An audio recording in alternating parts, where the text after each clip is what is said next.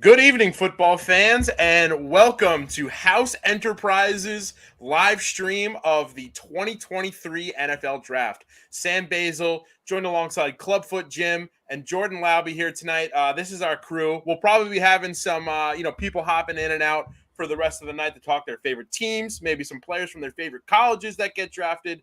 But all we know is for the rest of the night, this is our main crew. As Commissioner Goodell will probably say in about 5 minutes, the 2023 NFL season is officially open. Uh, you know, if you're one of those people that feels like football is just too dominant on the sports broadcasting calendar all year round, tonight is the night that I just have to tell you to suck it up. And we're going to be talking about our favorite picks, some potential surprises that could occur. I mean, you never know what's going to happen on draft night, and just an overall just celebration of the new season of football. So, guys, how you doing tonight? Doing great. Ready for the Cardinals to do something, whether it's trading down, trading D-Hop away to get more draft capital. It's a good night all around. I guess you call this old school Cardinals jersey now that they got new ones. Horrible timing to get a Kyler Murray jersey, but all good. But I'm excited, man. Should be a good one. All right. Yeah, excited as well. The Aaron Rodgers thing is all set for me, as a Jets fan. So I'm just looking forward to hopefully an offensive lineman there at number 15, but we'll see how everything goes. Just excited. Draft day is just always one of my favorite days of the sports calendar. So. All right. And so, so like you just mentioned, James, the first kind of information that we saw this week, the biggest headline between our mock draft show and tonight's draft is obviously the Aaron Rodgers trade. It's something that we saw coming some people saw it coming for a few months before the season was even over. There were some inklings of it. Then about a month and a half ago, it really got cooking there. And then they got a little quiet, and people then started saying that towards draft night there'd be some action, and there finally was. So Aaron Rodgers is officially a New York Jet. The Jets acquire him, the Packers' 15th pick tonight, the 15th overall pick, and the 170th overall pick tonight. And the Packers get, obviously, the Jets' first-round pick tonight, which is the 13th overall pick, the 42nd overall pick, the 207th overall pick, and a conditional second-round pick in the 2024 draft. That could become a first-round pick next year if Rodgers plays a certain amount of snaps. But until then, we'll just have to see. And then the other big news that could affect their picks, but I don't really think they were looking for a quarterback tonight, is Lamar Jackson's contract extension. 5 years, according to Ian Rappaport, 5 years, $260 million for Lamar Jackson. Now the highest paid player in the NFL, according to the NFL on Twitter.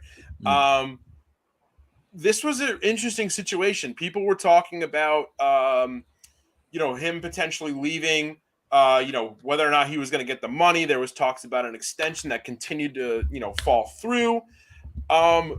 Guys, what are your just quick reactions to both of these moves? Let's start off with the Aaron Rodgers trade. Sure. Obviously elated. This is the best quarterback the Jets have had since Joe Namath. No disrespect to Chad Pennington, but he just, not that level. The second round conditional is a little scary to me because I think Rodgers is the kind of he stays relatively healthy. He'll play through injuries. I think last year he played the entire year through a thumb thing, so he's more likely than not going to get past 65% of the snaps. What made me feel a little bit better is that he said he sees himself playing more than just 1 year. So a first round gone next year is fine if we get more than 1 year of Aaron Rodgers. But overall, just feeling really optimistic, staying realistic, but feeling optimistic about the move and just excited, man. Yeah. And the Lamar Jackson contract. I mean, how do you feel about the Ravens finally locking him down? Yeah, I think Lamar owes a big thank you to Jalen Hurts. Once he got that deal done, I feel like it kind of set the floor for what Jackson's should have been. Jackson is an unprecedented quarterback who now has gotten an unprecedented contract. So I feel like finding the middle ground of that is hard on both ends. So the Jalen Hurts 5 years, 250 definitely sort of gave some groundwork for that big deal that Lamar got. So yeah, exciting. I feel like he always was gonna stay in Baltimore. There was obviously rumors Houston, maybe Indianapolis, but makes sense. Yeah, and so I mean, do we feel like we're kind of approaching an era where, the next big contract extension? I mean, I feel like the last time we had a big contract extension like this was Patrick Mahomes, and he became, off the top of my head, one of, if not the highest paid athlete, one of the highest paid American athletes of all time, going toe to toe with Mike Trout's contract in Major League Baseball. Are we just approaching a time where star quarterbacks, when they get these extensions, or even when they make moves in free agency, they're just continue to raise the bar in the value of these contracts? Yeah, I think every single one from here on out is just going to be the next deal for a quarterback is always going to be he's going to be the highest quarterback in NFL history. Coming up, I mean, we need to see Herbert and Burrow get deals, which is going to be crazy money. Yeah, I mean, I saw Burrow just signed his 5th year, or what, they pick up his 5th year option, but yeah, he and Herbert are going to get a boatload of cash. Yeah, and until then, I mean, that's going to be a couple free agencies from now. But until then, I mean, let's just keep talking about tonight, the NFL draft, and just what's interesting about these picks. Obviously, I think as of right now, Carolina is on the clock. I didn't see Commissioner Goodell declare the season open, but a couple sources are saying that Carolina is officially on the clock. A really talented class. I feel like not a lot of people have really high expectations for exactly where everybody's going to go. I know we've got our own mock draft board that we did earlier this week, but as Carolina gets ready for the first overall pick, I mean, how clear is the future for you guys? Why don't you take this one, Jordan?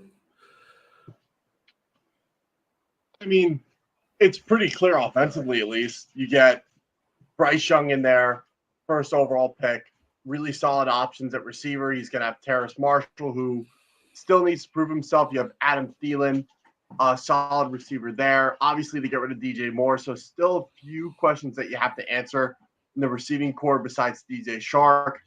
Offensive line is in a pretty good spot, so Carolina should feel good. Taking Bryce Young, number 1 overall. Defensively, they're in a good spot as well. Probably need a few more studs in the secondary, maybe one more good pass rusher. Derek Brown and Brian Burns as a duo on the D-line are insane.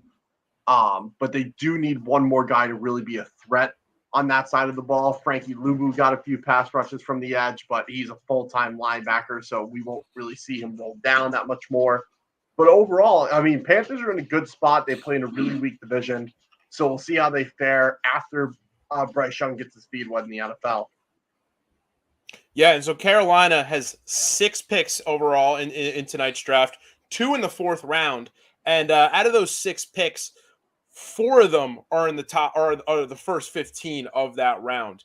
After they take what we're expecting to be Bryce Young, or depending on some bookmakers, Will Levis of Kentucky. Where do they look to fill next? Obviously, you mentioned that receiving core that seems pretty solid right now. Do they supplement the backfield? Do they go for the offensive line? Do they go defense? I think the move is get Bryce Young as many weapons as you possibly can early on. The receiving class, I'm not going to say is deep in terms of top end talent or even like quality starter talent, but there's a good amount of rotational pieces. Obviously, Terrace Marshall, we need to see more from him before we can declare if he's a true answer for them as the number 2 receiver in that offense. Adam Thielen is 33 this upcoming season. He might be 34 if I'm not mistaken. So his career is coming to an end. He's a good route runner still, but not the same as he was a few years back.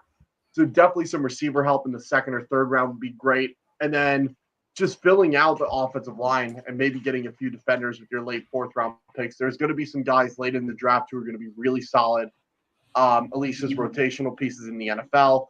So who knows what the Panthers want to do. I think they should be heavy offensive this draft. And then when they get some cap space freed up for the next round of free agency, really hone in on the defense to get one more stud guy on the offensive side of the ball. Yeah. And so, we've if you listen to the most recent episode of the BBB podcast, we break down our entire predictions for the first round of tonight's draft. We give some great analysis, great insight into what makes these guys tick, how they'll fit into the potential systems that they'll be joining, and then we'll be breaking it down again when they all get drafted. But if we could just get a little casual here, what players are you most excited to see? I mean, depending on where they go, like what guys do you feel like if they're put in the right system could really have a huge breakout year? I guess maybe I'm asking, give me a way too early pick for an offensive or defensive rookie of the year, but just in general, who are you guys excited to see? I think the easy route is going with one of the quarterbacks, but I'm gonna stick with my guy Bijan Robinson. I think you put him on a team like LA or Dallas or even the Philadelphia Eagles. He had a clip out there that said he wants to play with Jalen Hurts. He's the best running back we've had in a while, I feel like, coming out of the draft. Looking at where all these draft experts have them on their board, I'm real excited for him just to get in there and be an absolute bell cow back. Yeah, a lot of people are leaning Cowboys for Robinson. Obviously, after Ezekiel Elliott, longtime Cowboys running back, was released on March 15th. Obviously, he'll be sharing that backfield with Tony Pollard should he get drafted by Dallas. How do you think that dynamic would work? I mean, how do you think Pollard's role will change being with a guy like Ezekiel Elliott to being with a guy like Bijan Robinson? I wonder how much it'll change, because I think that you look at Bijan Robinson, he's going to take kind of the yardage that Zeke is leaving behind. Tony Pollard is going to be he's the number one guy now as of now, but with a guy like Bijan Robinson, he's going to end up being the supplemental sort of, want to spread out the offense a little bit kind of guy.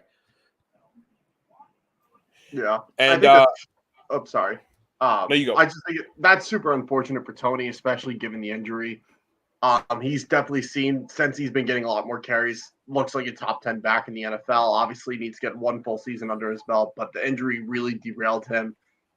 I don't think Bijan, he obviously did in our draft, but I think if Bijan's there by the mid-round, someone's going to trade up to get him. Someone's going to give up some capital to get a generational running back. And I know we all say that, running backs, like, their shelf life isn't great in the NFL. But if I'm a playoff ready team and I want to make a Super Bowl push and one of the few needs I have is running back, I'm going to trade up and go get him. I probably give up maybe a first or a second the following year, or an early pick in this draft and an early pick next draft, probably. But if you're a team that's on the cusp and your Super Bowl window's closing or just open, that's worth the trade up to go get a groundbreaking guy like Bijan. Absolutely. And we're definitely, we're expecting to see him get called in the first round, but if not, we'll definitely be very interested to see where he goes. And in the meantime, if you're watching on ESPN right now, Commissioner Goodell has officially entered the stage. He's being accompanied by SNL's Heidi Gardner and Eric Stonestreet of Modern Family fame. Obviously, Eric Stonestreet, a Kansas City native. I guess Heidi Gardner as well, a Kansas City Chiefs fan. Obviously, this is being held in Kansas City, the host city of the reigning Super Bowl champs.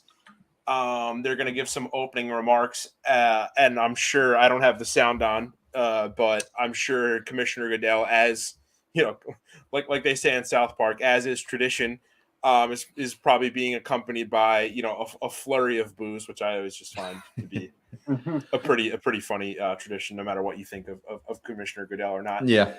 And Patrick Mahomes is coming out to unveil the Vince Lombardi Trophy. Looks like he's with Travis Kelce. Yeah. It's funny because when you were saying Goodell should be out any minute, I looked at my TV and it was like, it's a 20-minute countdown. I didn't realize at some point my TV must have paused or I must have rewound at some point. I was like, I think the draft's starting at 8:30, but anything I looked at said 8 o'clock. It's so funny. This won't feel like a true Kansas City event until Rob Riggle is out there on the stage. Yeah, absolutely. Do we feel like Rob Riggle will make an appearance? Will he probably make a pick in like a later round or maybe even tonight? Kansas City is obviously picking very late in the draft. Yeah. I'm a little disappointed he's not up there at the moment doing these intros with Eric Stone Street and the girl whose name I have forgotten. Heidi Gardner. Heidi Gardner. Yeah, I'm a little disappointed he's not up there right now. He seems like he is like the Kansas City guy that the NFL usually leans on. So it's a little unfortunate. Or Paul Rudd. I'm Paul Rudd too. Paul Rudd Yep, he's a lot of people coming out of that area that you wouldn't expect. It's a good city, good barbecue. They're picking 31st tonight. The Super Bowl champs, reigning Super Bowl champs, it's always kind of 50-50 on like how effective their first round draft pick usually is. I mean, obviously because it is so late.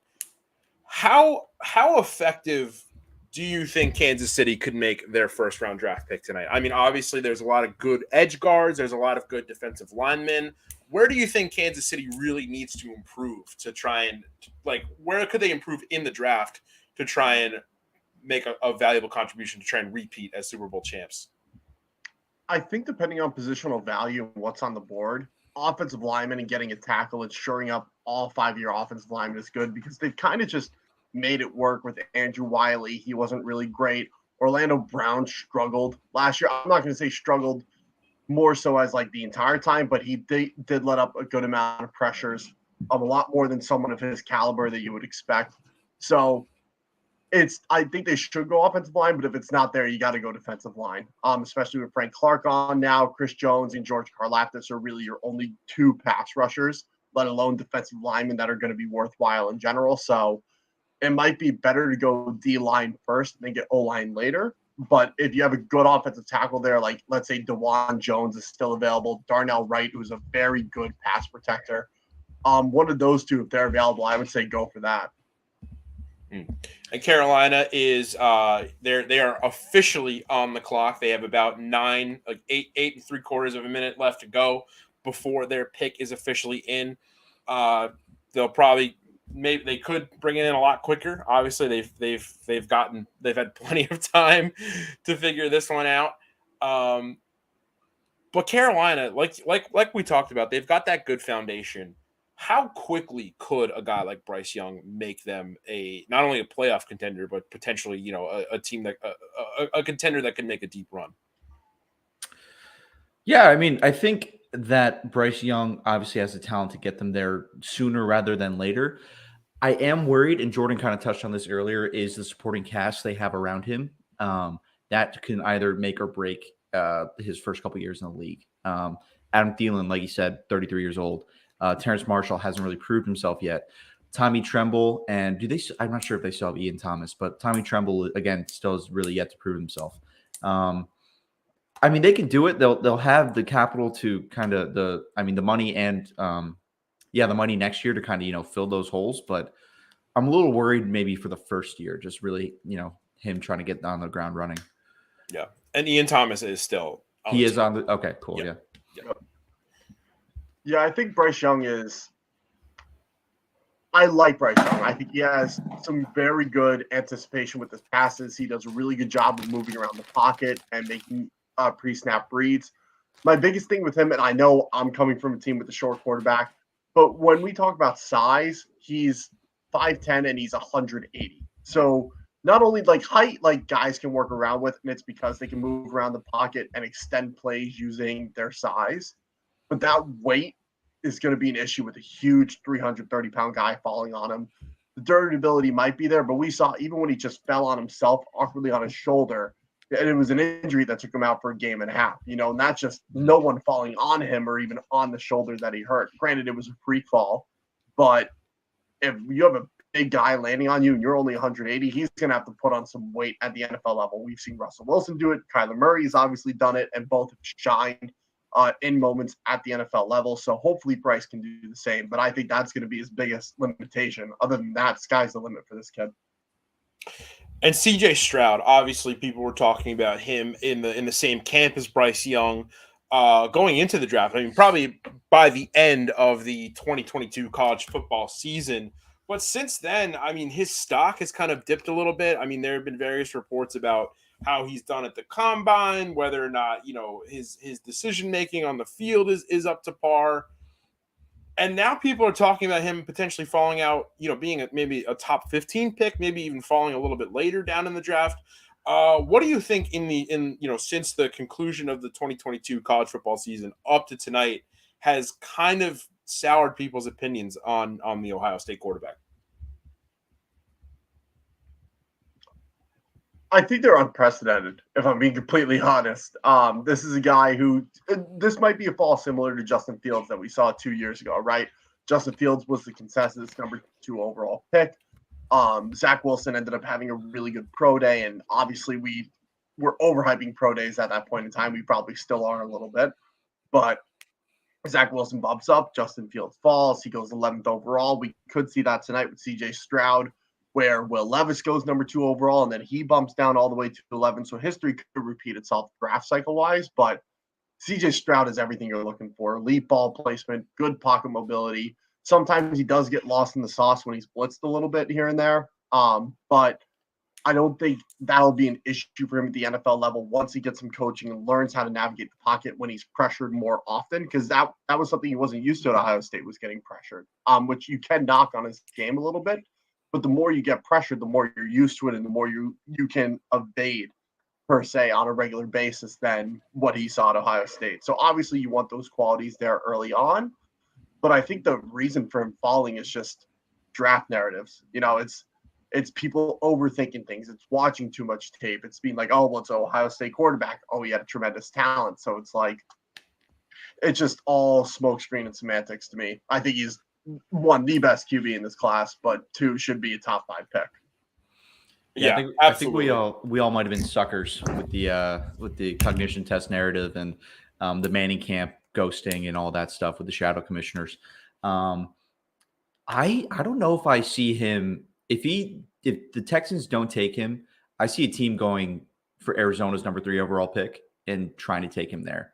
Someone like Tennessee, or mainly Tennessee, but I can see someone snagging up number 3 and grabbing him right there. We get bored during the draft season because we just plot from February, whatever, until now. And it's just narratives that have to happen and do every year. But yeah, I'm still confident he's going to go relatively high. I had him 11 in my mock draft, but I think he's going to go higher.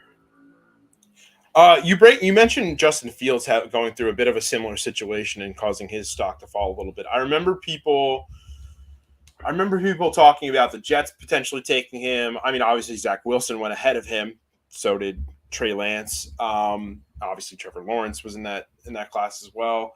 But are there any other examples of players that have kind of gone through that pre-draft media ringer that have really surpassed expectations? I mean, obviously there are guys that get drafted in late rounds that we aren't even talking about now that end up becoming some of the greatest players ever. We all know who we're talking about, but yeah, I mean, 2 names come to mind. Lamar Jackson was the last pick in the first round.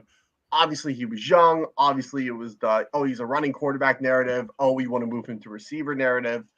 But he's someone who definitely should have gone mid-first round, should not have been taken at the last part of the first round. And then another guy, I know people don't really like him as much. I don't like him that much either because of recent things coming to light. But Deshaun Watson was 12th overall pick, but honestly could have been a top 3 pick in that draft. Mitch Trubisky obviously went number 2.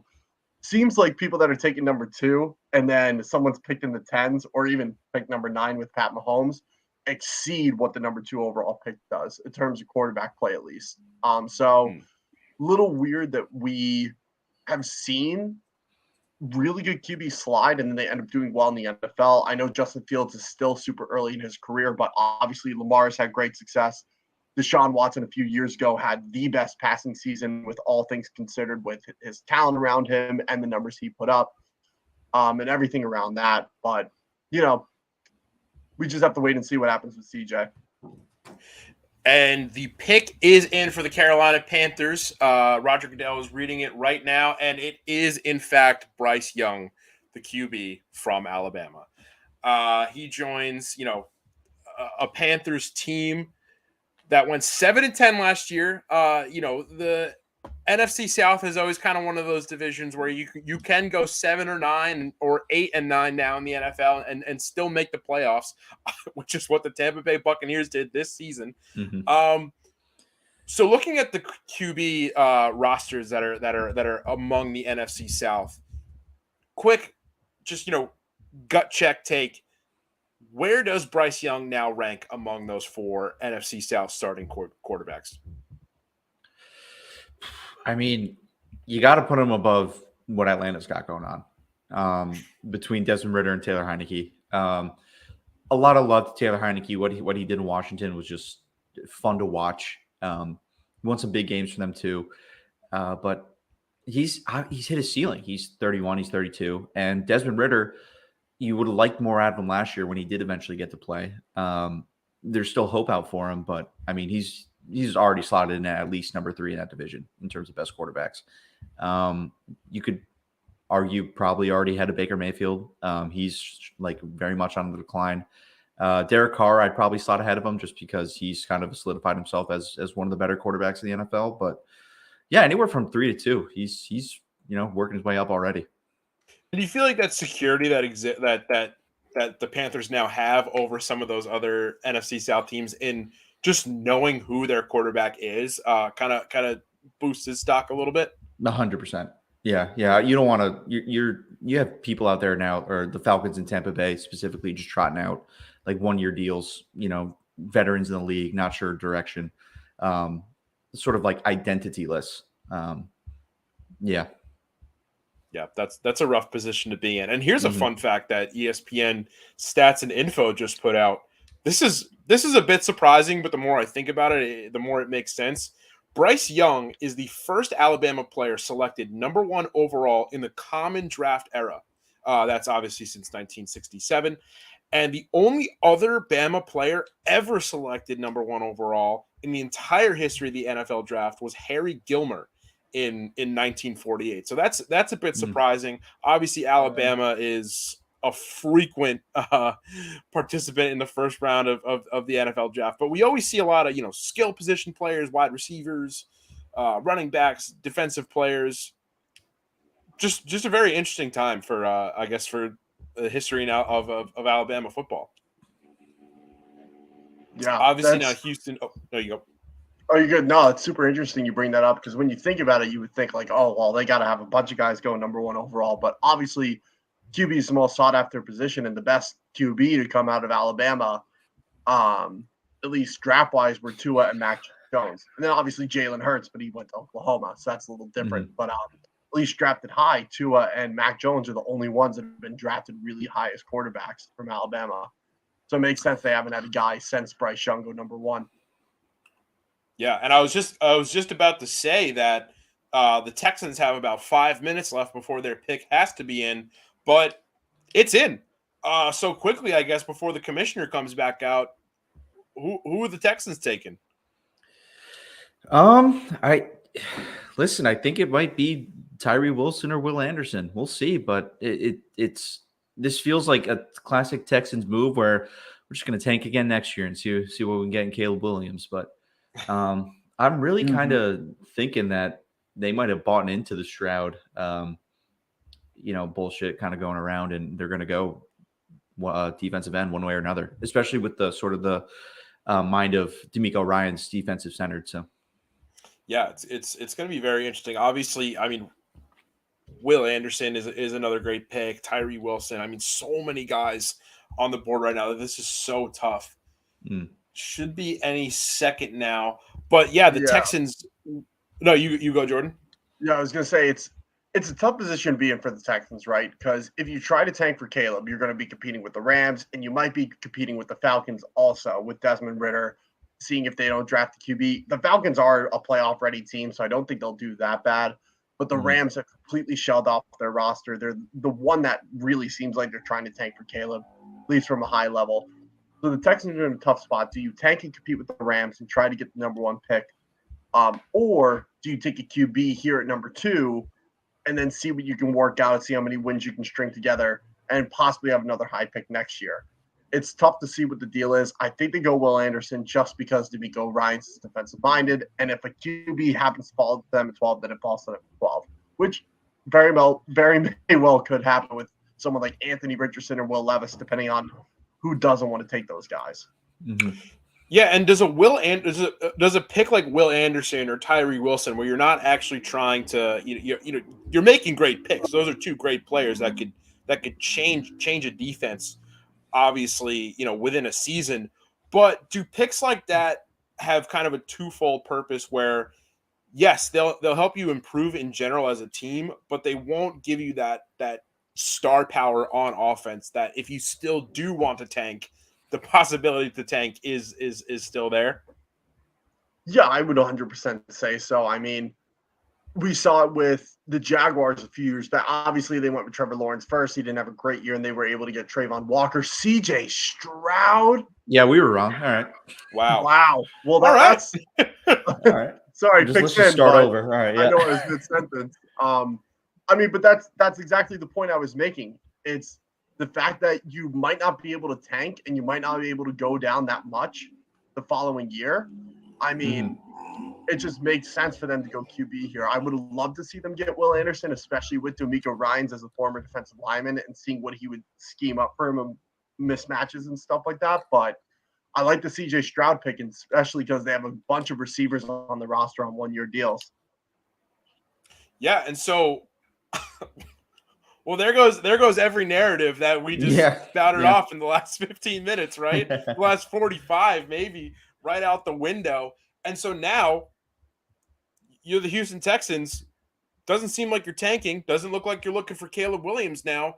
What's your goal now? What's your goal for the rest of the night, for the rest of the weekend, and this season going forward? Well, I think you surround your now first-round quarterback. I think Jordan mentioned they have a ton of receivers and just players in general on one-year contracts. You need to just actually build roster depth. I think they have a good amount of picks this year. Correct me if I'm wrong. I think they're on the positive of 7 picks. Yeah, just fill out that roster, man. I think they have almost 10 picks, if I'm not mistaken. I think they have the most picks in the draft. I wouldn't hate more than like one wide receiver, honestly. Like grab 2 wide receivers, get some pieces on defense that D'Amico Ryans can have a lot of fun with. Just make it all as easy as possible for your now starting quarterback, CJ Stroud. Yeah, so the Texans, their next 3 picks. No, you're good. The next 3 picks are still in the first round at 12th overall. And then they have the second pick of the second round, the second pick of the third round, and then they're picking 10th in the third round. So they've got a lot of capital that they can spend pretty quickly. I mean, skill players are definitely an option. Again, they can still beef up their defense with a really good first-round potential edge guard, outside linebacker. The Texans are in a pretty good spot. And before you get on to your next point, Jordan, just want to say that the Cardinals have about 5 minutes left before the third overall pick has to be in. Yeah. What was the point I was going to bring up? I mean, with CJ Stroud now on the roster and them needing maybe 1 or 2 more receivers, seeing that Jackson Smith-Njigba is probably going to be taking it within the top 10, do you think the Texans try to trade up so they can snag him and get him teamed up with his favorite college target? That would be really fun, but the question would be, what do you have to offer to a team within the top 10 to make that happen? Well, I think we just kind of went down that list. They have a lot of top-end draft capital. And the Texans with a thin roster will want to build with just numbers. But if you want the guy that, I mean, like what Cincinnati did with Joe Burrow and Jamar Chase and get his favorite target, I say go for it. Yeah, and Jordan, let's keep it with you. As we mentioned earlier in the broadcast, you've got that now retro jersey on as a Cardinals fan, and your team's picking up next. So my question to you is, aside from the obvious, who do you think they should take? Who are they going to take? What is the goal with this pick tonight? Is it just to, continue and just incrementally improve over the next couple seasons? Or, I feel like Cardinals fans have gotten pretty sour on this team the last couple of years. Are you really, if you're the front office of Arizona, are you really trying to go out there and hit a home run here? Obviously, hitting a home run is always great, but I think sometimes in the draft you also have to hit singles and doubles rather than swinging and missing, right? So I think I love Tyree Wilson as a prospect. He played really great in college, has awesome size, awesome athleticism. But the tape shows that Will Anderson is the better player. So I think if you want to hit a single double or even bunt the ball down and sprint to first, I think picking Will Anderson is the safest choice here. And then with the draft in general, I mean, there's a bunch of different ways we can go. Obviously, this is most likely a lost year just because of looking at our roster. Even if Kyler's healthy, there's not much we're going to be able to do with the scraps we have. The offensive line is a mess. Defensively, we have nobody, especially with Buda Baker most likely gone via trade. Isaiah Simmons is not panned out. Zaven Collins is getting there. We'll see what he can do. But we have virtually no pass rush and no secondaries. So this is a lost year regardless. I think you just build draft capital, pick the best player on the board right now, which is Will Anderson, and just live with this year knowing that it's not going to be good. I would say embrace the tank, if I'm being completely honest. Yeah, Arizona kind of taking their time with this pick. They've got just over a minute and a half left on the clock before their pick has to be in. I mean, obviously those last two picks came a little bit quicker than I was expecting to. But like you said, I mean, Will Anderson is clearly the best player on the big board, on pretty much everyone's big board, no matter what source you're looking at, left in the draft. And he feels like speaking of, talking about Bryce Young and it being uncharacteristic of him to go number 1 overall for a Bama player, I feel like Will Anderson is also the type of traditional Bama player that we see go really high. They don't really go for the skill guys. Is it in? No. Cardinals trade pick. Trading to the Texans. All right. To the Texans again. Oh, whoever mocked, I think it was. So we weren't wrong. I think Lance Zierlein mocked it that the Texans would trade back up to number 3. They're taking Will Anderson here. Has to be. Mm-hmm. Wow. Oh, yeah. Wow. Holy. What a move. Good move for them. Well, it doesn't seem like we know. And the pick is in. And the pick's in. All right. Yeah, I thought yeah. Wow. Okay. All right. Draft night is off to a great start, guys. According to Adam Schefter, it doesn't seem like we know exactly what the assets are yet in this trade, but I'm assuming it will. It could be more assets, just some of the other draft picks that they've kind of built up here. Mm-hmm. And if you're a front office, when you're acquiring these draft picks over, what could be like 2-3 years to have 10 going into draft night, is this kind of your goal? Is this are you always wanting to make sure your draft picks are more fluid than making sure that you've got your guys, penned in on your board there? That's what I've noticed a lot with from our experience with Joe Douglas, is that he would accumulate a lot and then trade up for just the pieces he needed. Last year with Jermaine Johnson and even Breece Hall he traded up for. Just kind of like no doubt that they're out there and teams can have them if they want to trade for them. And the other question too is, I mean, we're seeing this kind of happen in the NBA as well. I mean, look at Oklahoma City, right? And how many draft picks that they have. Mm-hmm. Draft picks are kind of becoming like a currency around the league. I mean, they can be used for so many other things. Obviously, it looks like the Texans pick is coming in. We've probably got a couple more seconds before it's. Goodell's walking out on my end now. It seems like I'm ahead, so I'll keep my mouth shut when picks are made. So before he gets in, if I can beat Goodell real quick, the Cardinals get the 12th pick, the 33rd overall pick, a first round in 2024, and a third round in 2024. And the Texans get the 3rd pick tonight, obviously, that they're picking right now, and the 105th overall pick. That's a great haul for the Cardinals. That's amazing. Yeah. You got to be happy with that, Jordan. I'm thrilled. That is the best case scenario. I don't mind. And it's Will Anderson. Yeah, of course. Will Anderson. Oh, that's a cool. Will. You guys see the pin on his lapel? It's the nice solid gold WA. That's real cool. I did not see that. He looks ready to ball out. That's amazing. Mm-hmm. My big thing is that we obviously need defensive linemen. There's going to be plenty available at 12. There's going to be Miles Murphy might be available, Nolan Smith. If we want to take a flyer on some later first round guys like Lucas Van Ness, I doubt Jalen Carter will be there. But even at 12, with all the issues I brought up earlier this week, I would take him at 12. Obviously not my favorite player on the board, but he's my number 9. And if he's there at 12, might as well take him at 12. But the Texans getting CJ Stroud and Will Anderson is absolutely incredible. My number 1 and number 4 player on the board. Wow. Yeah, this is a very interesting way for things to shake out. Before we talk about the Colts who are now on the clock, just real quickly, I've just been noticing. What do you guys think of this year's draft setup? Obviously, it's a bit more outdoorsy.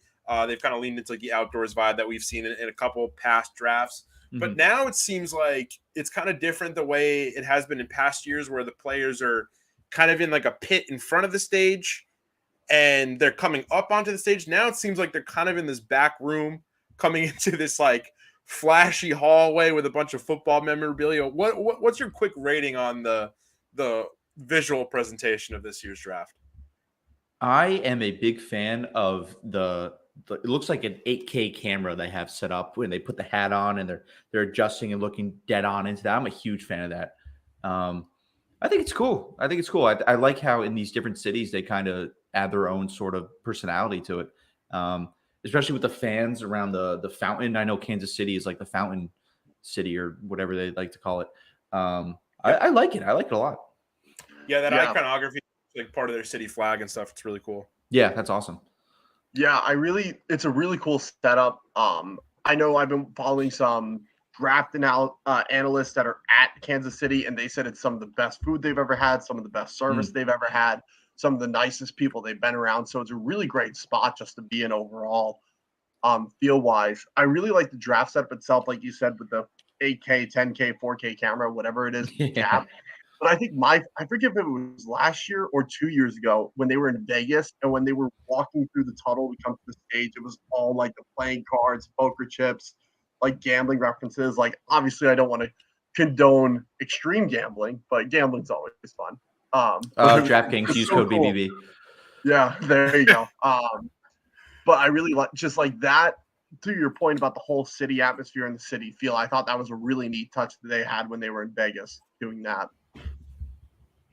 Yeah, that's fantastic, and I hope we get some. I love the whole thing about the way the draft tours and all that stuff, and I consider myself a pretty like firm like New York guy, and I love when events are obviously hosted in New York. I hate when things get taken out of New York, but seeing cities kind of add their own touch to like a touring NFL draft from year to year is really fun, and so now and the pick is in. Wow, we kind of that came a lot again very quickly. The pick for the Indianapolis Colts is in quickly. I mean, who do you think they're going for here?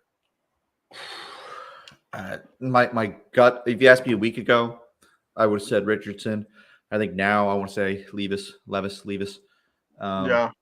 Yeah. Just that's the way the experts, the gurus, whatever you want to call them, that's what they seem to be leaning. Yeah. I just think Levis is the safer option because he played an NFL style offense and had a horrible offensive line, so he's used to having pressure in his face. And the Colts offensive line right now is in shambles. Like Quentin Nelson obviously is good, but he had a down year. Hopefully he can get back to form. But everyone else along that offensive line has just been – they went from the best offensive line 3 years ago to the worst. So we'll see how they fare. Yeah.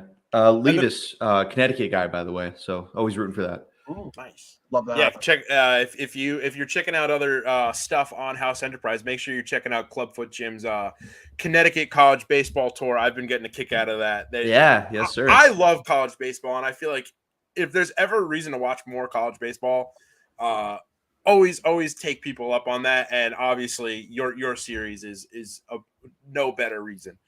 Before the pick is in, I just wanted to talk about. I wanted to say this right after Houston just made that trade. Obviously, Houston and Indianapolis are in the same division. They're divisional rivals. And, aside from boosting your own roster, I mean, you can make certain moves on draft night to either, stick it to your divisional rivals or even completely mess up any plans that they had going into it. So for Indianapolis, are you looking at Houston making that trade and taking that as kind of them peacocking a little bit? I think it could be. I want to go to what you just said and sort of you making your picks and or to kind of like not, troll your division rival is I think back to when Philadelphia jumped Dallas in the third round a few drafts, probably 5 drafts ago. It was 2021. 2021. That's exactly what I was thinking about. Exactly. Yeah. Yep. Oh, and you guys up to date? You here? Not yet. And it's Anthony Richardson. Wow. From Okay. Florida, the third QB in 4 picks. Going for the home run. Again, expectations gone out the window. We were saying this was a draft with some talented quarterbacks, but it wasn't going to be a QB heavy top 10, but we were obviously proven wrong so quickly. Anthony Richardson, another player who I felt like not only in the weeks leading up to the draft, but I mean this season with Florida, obviously the Gators did not finish with a great record. People were really kind of sour on Anthony Richardson. And so if you're the Indianapolis Colts justifying why you're taking him now with the 4th overall pick, what are you telling people that you saw that people who were doubting Florida in the college football season that they didn't see? You're telling everybody you're shooting for the fences. That you're going with the guy with the highest potential here in this entire draft, in my opinion. He said it himself. He is an alien. He is not like any other prospect in this draft. And I think Indianapolis has the coaching and just sort of the foundation around them to eventually show that sooner rather than later. I'm very excited. Yeah, I think they're getting someone who just like Clubfoot said, it's a home run hit. Like, and not only that, you're getting someone who, when accurate, does have elite ball placement. He goes through his progression, his pre-snap really well. Those are traits that you can't really teach. Those are things you just have to fluidly do as a QB, and he does them better than anyone in this class. Just picking apart defenses with his eyes before he even throws the ball. Obviously, the accuracy isn't there, but I think that's a lot more so because of just inexperience. He played only 13 games in college, but his athleticism and his arm strength took him above that level of not needing that much experience. So once he gets his feet wet in the league, it might take 2 or 3 years, but this guy's a superstar in the making. I love that pick. But Clubfoot, I think it might have been you, Basil, but one of you picked Anthony Richardson to the Colts in our joint mock draft. So great call. It was me. Yeah. Yeah. Good call. Love that. In my House Enterprise mock draft as well. I put him there. I doubted myself. Shouldn't have doubted myself, man. So now we've got the Seattle Seahawks. Oh no, you go. Do you want to pull up our draft board real quick that we're writing up? Yeah, let's do it. Yeah, so for those that are following along and don't have the chance to have the live stream on the side, we do have, I'm keeping track of the draft and who's coming up next, as well as any position needs that they have. So obviously Seahawks, wide receiver, interior O-line, and edge are the big ones. You could argue interior defensive line, so we could see Jalen Carter off the board here, but I would expect someone like Tyree Wilson to go off the board here. Maybe they trade back for a receiver. Maybe they reach for a receiver here, or they could take a QB. They could take Will Levis, last top QB on the board. Could shock us all here.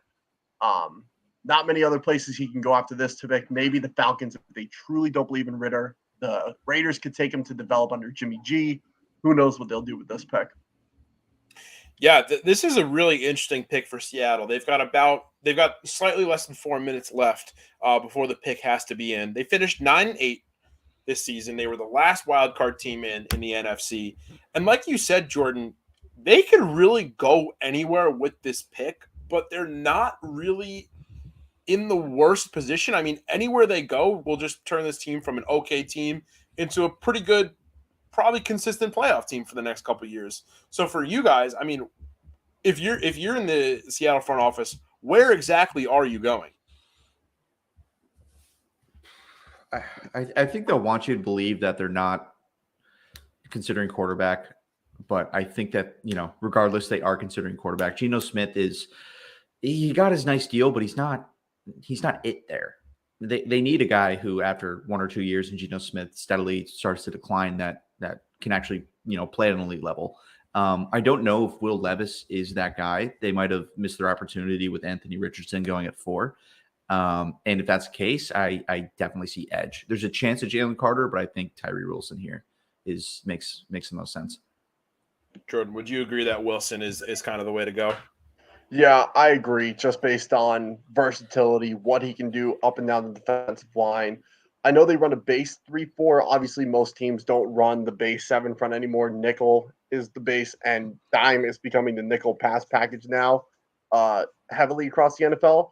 But in those heavy sets, he can move inside and he can be your 3 tech, 5 tech, who just takes on tackles and guards and double teams and just works his way through the line. And then on pass rush, put him anywhere you want. Put him inside, put him outside. He's going to dominate it at any level. So I think he gives you that versatility and he brings you that steady play, snap by snap, that Jalen Carter really doesn't. But if you really want a boom player who, when he's on, will demolish anyone, take Jalen Carter here. Either or, but definitely go defensive line, in my opinion. Yeah, and Seattle has been a really interesting team over the past couple of years. I mean, obviously, we've seen, since they've been a Super Bowl contender, 7, 8 years ago now, we've seen a lot of change in this roster, but we've never actually really seen them blow it up. I mean, obviously, Pete Carroll's still around. DK Metcalf is still there. How much more does Seattle really need before they can kind of get over that hump and be a divisional round, NFC championship round, consistent level team? Well, it's the same with every team. It's going to start at the quarterback position. I think it's going to – they can make it to those rounds, but it's going to be like Case Keenum on the Vikings in 2018. It's gonna be a guy kind of catches his stride and it takes him far. I like Seattle because that, like you said, since those back-to-back Super Bowls, they have not changed their identity whatsoever. It's been have a strong secondary, have an elite defense, and rely on good quarterback play. And that's still what they try to do. So, and I respect that. But yeah, it's going to have to happen at the quarterback position. And the pick is in. We're still waiting to see. It's a good time for commercial break there. What's going to happen? Yeah. We might have a Nikola Jokic moment, right? Ian Rappaport said that there was a possibility that this pick was going to get traded in the last couple of minutes. Obviously, for anybody watching, the clock really wound down there. This is the first time I think tonight that we've seen the clock get under 60 seconds. So obviously phones are blowing up in the Seattle front office, but it looks like they've kind of stuck with it. They've got their pick, and now we play the waiting game. And so the question, I guess, for you guys, until that pick is in, if they really, make a great pick here, where does that put them in the NFC West? I mean, obviously they came in second behind the 49ers. The Rams are probably going to blow it up over the next couple of years. The Cardinals are kind of in a weird spot. So they're really only going up against the 49ers, who, I say only going up against, but they're one of the most high-powered offenses in the entire league, one of the best coach teams in the entire league.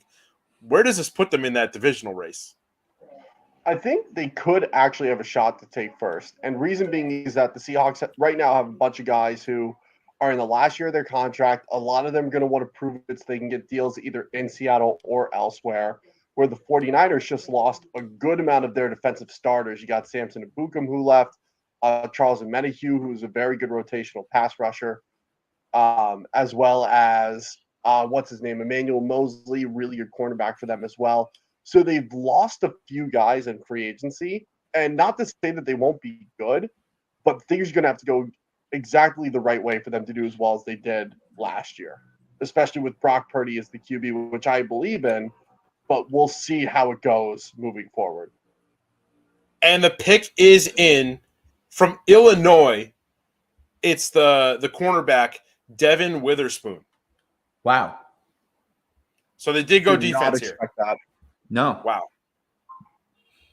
All right. A great pick. Well, like I just said, their identity has been their secondary for 10 plus years now, and they're really proving that. Wow. I think about that secondary now with, oh my God. Yeah, him, Tariq Woolen, and Kobe Bryant. That is a nasty secondary. Then you bring back Jamal Adams. Ryan Neal was one of the best safeties last year. That's a really, really solid secondary. Legion of Boom, man. The sequel, it's here. Yeah. And they do have one more pick in this round, the 20th overall pick. Obviously, there's about 14 more picks before we can really get a good idea of exactly what they want to do. But up next, what's the next position for Seattle here? I mean, you got to go Make a D trade, line at maybe? 20. They could. Oh, Detroit, excuse me. Or did you say Seattle? No, Seattle. Yeah. No, they're picked 20. That an edge player will be there in some capacity. You might have to reach a little bit for a guy maybe like Will McDonald. Lucas Van Ness may still be there. Even Kalijah Cansey, because they're going to need interior defensive line help. If he's there at 20, he would be a very fascinating pick. Obviously, the edge rushers for them aren't great. Darrell Taylor is Uchenna Nwosu is pretty solid, but you want a wow edge player from this draft, in my opinion. That might be there at 20. Who knows? Yeah. And so Detroit now, they have less than 6 minutes left before their pick has to be in. Another team that could go quarterback or no? I think they're pretty good with Jared Goff right now. Unless you guys disagree. I'm with you there. I think they're pretty happy. Yeah, I'm with you there. So then where is it for them? Is it defense? Is it potentially Bijan Robinson? No, because they got David Montgomery in the in free agency, and they still have DeAndre Swift for one more year. So I think they want to try the two-headed attack with them. I think that would be interesting to try there. The other side of it is that defensively, there's three guys that they could really go after, right? They need defensive back help. They could go get Christian Gonzalez, but then you have two good defensive linemen in Tyree and Jalen Carter sitting there, both needs. Obviously, you want another edge opposite Aiden Hutchinson, but that's not a glaring need as much as the interior D line. So I have no idea what they could do here, but outside of those three guys, and even if we bring it to the defensive side, it could be Carter or could be Wilson. I wouldn't put money on either or to say, yeah, it's definitely this guy. Yeah, and Detroit, obviously, they have not made the playoffs since 2016. Over the past couple of years, they've seen a steady, improvement in their win-loss record. There's obviously a change in culture in Detroit right now. They missed the playoffs by, just going into tiebreakers with Seattle. If you're the Detroit front office, are you thinking we just need to keep this momentum swing upwards? Do you feel like that they have the potential to make a pick that really gets them past Seattle, past those other wild card teams, into a potential consistent playoff contender? Or compounding on that, do you think they are now not just gunning for a wild card spot, but now with Aaron Rodgers and that whole trade shaking up the power dynamic of the NFC North, are they going to be trying to go for the NFC North almost every single year? Yeah, I would say it's definitely going for the NFC North. I mean, that's the goal every year, but now with Rodgers gone, the Bears are sneaking up there. The Vikings are, I'm not going to say falling apart, but are missing a lot of pieces that they're used to having. This is the Lions conference to win. I think we got a trade. I think we have a trade. Yeah. This is now the Cardinals pick. We're going to see Tyree Wilson. Gotta be, right? It's gotta be Tyree. Wow. Interesting. Was that on the Twitter deck? You saw that? Because they didn't put that up on the live stream. That was according to Adam Schefter. Okay. Still waiting to see what exactly Detroit is going to get for that. It's okay. It's for number. So Arizona's now got number 6. Detroit now has 12 and 34. Okay, that's fair. 34. I like that. Yeah. Yeah, because we still keep 33 in that sense. So I'm cool with it. Yeah. So now, Arizona, what are they doing? It's got to be either Tyree Wilson or Paris Johnson. Offensive line, I don't think we absolutely need yet. Kyler Murray's been advocating for Paris a lot lately. And I don't think, because back in 2020, he advocated for CeeDee Lamb. We passed up CeeDee Lamb for Isaiah Simmons. We obviously have seen how that's turned out. And then in the draft, 2021 draft, he advocated for Creed Humphrey, who is now a top 3 center in the NFL. And we took Zaven Collins a year after drafting Isaiah Simmons. So, granted, Creed didn't go to the second round. Still, whatever. We've seen what he's become. We desperately need a center right now, and we desperately need receiver help pending a D-Hop trade. So it's got to be either an offensive line to make Kyler happy, or we got to go defensive line. So we'll see what they do. And the pick is in, so we're now seconds away from seeing who that is going to be. Yeah, so now Detroit is, now they're just talking about obviously how this is going to the Cardinals. So we're still moments away from figuring out who that's going to be. Before that comes in, I wanted to say this before, when we were talking about Seattle, that pick that they used for Witherspoon there, that was Denver's pick that I believe they got in the Russell Wilson trade. Yes. Do you feel like there are some Broncos fans out there that are just a little frustrated with that? Oh yeah. Yeah. I would say so. Yeah. And then you get a pick back from who they get that? They got a pick back from Miami, and then they go and trade it away again for Sean Payton. Yeah. And fine, Sean Payton, he's a great coach, but wow, you got to be pissed with how bad that team was last season and the lack of ability you had to make it better this season. You're angry. Yeah. I will say a lot of the shortcomings of last season were on Nathaniel Hackett as a head coach. Russell Wilson the last 2 games played much better than he ever had at any point during the season. So I'm excited to see what he can do with a new coaching regime. Let's see. All right, and it looks like Ian Rappaport knows, and yes, now the NFL is reporting that it is Paris Johnson Jr., the offensive tackle out of Ohio State. Cool. Jordan, you're celebrating. What do you like about this pick? He's versatile, right? He can play guard, he can play tackle, he played guard his junior year, tackle his senior year. Kelvin Beacham's old. He was a good pass protector. DJ Humphries is good on the left side as well. So it's interesting to see what they're going to do for him. If we're going to shell off Beacham in a trade or do something else there. Let me actually update this board for you. So I feel good about it. Would I love to see a defensive line player? Sure.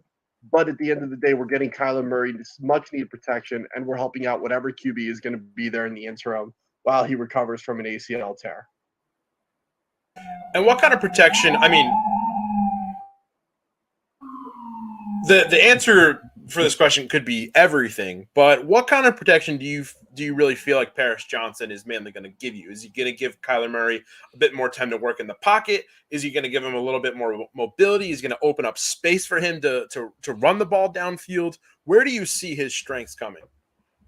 I think his strength come in with mirroring defensive linemen, right? Obviously, he's big. Obviously, he's strong, but he has tremendous footwork. He has some of the best out of any lineman in this class. So I think the fact that his foot speed will, I'm not going to say match Kyler, but in terms of size to size comparison, will match to that degree. I think that'll help. And Paris Johnson pass protected for someone who was mobile in the pocket and did like to get outside the pocket when things got sour. So he knows how a QB plays like that. So I think with that experience of having a mobile QB who can chuck the ball, as well as working in a system that'll be very similar to what the Cardinals run, I think he gives you everything you would want for a mobile quarterback to have protection-wise. And up next, with about just over 6 minutes left to make their pick, are the Las Vegas Raiders. Obviously, they got rid of their longtime QB, Derek Carr, last season as he goes to New Orleans. And then they want to follow up a 6-11 season in which they missed the playoffs with a campaign centered around their new guy, Jimmy Garoppolo. So they've got their QB. We weren't really expecting them to take a QB anyway. So for you, where are they going next year? They're going defense? I still think it's defense. I feel like now all of a sudden the mocks are just out the window. 2 big trades in the top 10. It's donezo. I still feel like it could be Christian Gonzalez. But like Tyree Wilson's still there, man. I mean, I feel like most people, towards the end of the mock draft season had him in the top 5. And if he doesn't get taken here, you look at him in a perfect fit with the Falcons. But ultimately, I think it's going to be defense. Either address cornerback or just take best player available, Tyree Wilson. Just imagine Tyree and Max Crosby on opposite sides of the line, pass rushing. That is an insane thought for me to have. That's unreal. Yeah, some top guys that are available right now on defense. Tyree Wilson from Texas Tech, Jalen Carter of Georgia, Christian Gonzalez, as we mentioned, from Oregon. You think they go down the line a little bit? Or, those are just – if you're going defense, those are the 3 guys, right? Yeah, I don't see any reason to go elsewhere. Obviously they need defensive help. They need help on the offensive line. Peter Skoronski could go here. Kind of that swing tackle guard guy. He'll probably move inside the guard, and they do need a guard. So there's a bunch of different ways you could go with this pick. Yeah, Las Vegas taking their time. Just over 4 minutes left to go with their pick. But yeah, I think this is a good time for us to kind of just digest what we've seen so far. Yeah, that was getting crazy there, man. That was oh man. That got pretty wild. If you told me this time last week that Devin Witherspoon would be top 5 pick and Paris Johnson would be a top 10, I'd say you're crazy. Yeah. Because this time next week, I was convinced Paris Johnson was going to the Jets at 13. Obviously, that's not going to happen anymore with the Jet trade and also the fact he, is off the board at 6. So it's going to be very interesting to see what is going to happen here. I think this pick for the Raiders here is going to reshape how the rest of the draft goes. Because if you take a defender, teams are going to want to trade up to try to get either Tyree or Jalen Carter. If they go offensive line, I think teams are going to want to shore up offensive line because after that, it's Broderick Jones. Let's say they take Peter Skoronski, right? After that, it's Broderick Jones and arguably Darnell Wright. And then that's it for top-tier offensive tackles, at least on most people's boards. So we'll see what they do with it. I think it's important to note right now that Paris Johnson just took some time to kind of greet some Cardinals fans, and he put on one of those really big hats. I don't know if you guys have seen those. I love those. The oversized baseball caps. I think it's like a specific company that makes them. It's escaping. It's escaping. Well, wasn't it the Commanders running back? Yes. Yeah, he was the guy Brian that Robinson? Kind of brought it into the fold. Yeah. Oh, and the pick is in. I think it's just the Big Hat Store. The Big Hat Store. I could be wrong. Fantastic. No. We gotta see if we can get them to make some for people with big heads. Actually, you should send me the link to that. I probably need that. All right. Well, we got some time, I guess, before the pick comes in. But yeah, they're letting Mel Kiper talk everybody's ear off. So. I think we should get a House Enterprise big hat. Big hat, yeah. Maybe a couple, maybe a Road to the Garden one, maybe a House of College Hoops. Yeah, BBB, a joint custody of a House Enterprise one would be interesting.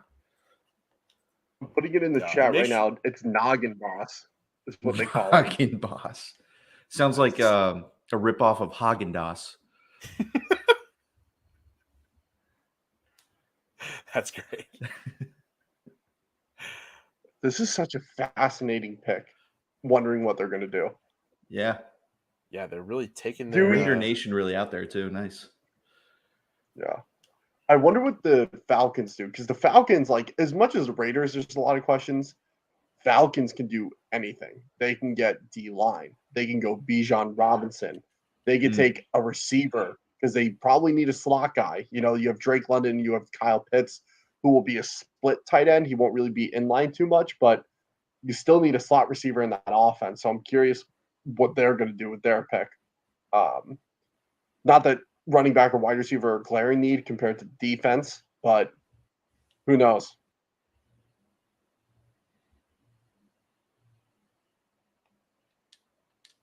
If we could go back to Devin Witherspoon real quick before we figure out who the Raiders are taking. I mean, if you're a fan of Illinois sports right now, just Illinois University of Illinois. I mean, how are you feeling? I mean, what does that say for the way that this program has improved? This is going to be really sad. This is kind of probably what it felt like when Byron Jones went 24 to the Cowboys in whatever year that was. And the pick, Roger Goodell is. It's in. Ian Rappaport's got it. It's Tyree Wilson. Tyree Wilson. Out of Texas Tech. That's going to be frightening. Yeah, that's fantastic. Why is that going to be frightening, James? Let's kind of break that down. Well, let's pair that up with Max Crosby, as Jordan said before. That is an elite 1-2 on the edge you got there. And honestly kind of adds more identity to a defense that didn't really outside of Max Crosby. All those misses on cornerbacks in the first round recently. Jonathan Abram, unfortunately, was a disappointment. So now you're saying we're gonna get you, and we're gonna get you up front. I think that's really cool. Yeah, that's fantastic. That's great pick. So in the scope of the AFC West, I mean, obviously the Chiefs, they kind of rule everything. But I mean, I guess, and Denver still got some more time. So between Las Vegas and LA, I mean, obviously LA still got time. They still got to make picks later on this weekend. They're picking tonight at 22nd overall. Are you taking Las Vegas over LA in a regular season matchup, or one of those potential games at the end of the season where they're probably going to be fighting for a wild card spot? I still don't think I am. I think just simply because of Justin Herbert. The Raiders, while they have Jimmy G, who's going to be fine under Josh McDaniels, I still think they have a ways to go. It's for me, it's still the Chargers. Yeah, if the Chargers make an offensive splash, whether it's Bijan because you're not sure what's going to happen with Austin Eckler, or it's a receiver that's actually faster than a 4.5 40, it's Justin Herbert can pick any defense apart. Metrically, he had the lowest turnover worthy play rate in the NFL last season out of all QBs. He's got incredible big arm talent. He can put it short, he can put it deep, he can put it mid, throw it really well at all three levels. So it's still Chargers over the Raiders for me, but the Raiders are building something special. And if you're on Jimmy G with a 3-year contract and you want to ride that contract out in full, you're building a really strong roster around him with the Tyree Wilson pick, and hopefully make some really good splash picks later in the draft. Yeah, Tyree Wilson, by the way, in a fantastic floral pattern suit here, just completely picked up Roger Goodell and then put him back down on stage before he got his jersey. And now we're up to the Atlanta Falcons, and the pick is in for the Atlanta Falcons. All right, cut to commercial. Pick is in. They just had Jalen Carter on screen smiling, looking at his phone. I'm curious if they called him. I saw that. Yeah, Will Levis got a little bit of a shot there, a little B-roll, and they are going to commercial. So it looks like we do have a little bit of time before this pick is announced. So where do they go here? I mean, they could go quarterback. They could improve pretty much anything. It is the Atlanta Falcons. I'd be shocked if it was quarterback. I would be pretty shocked.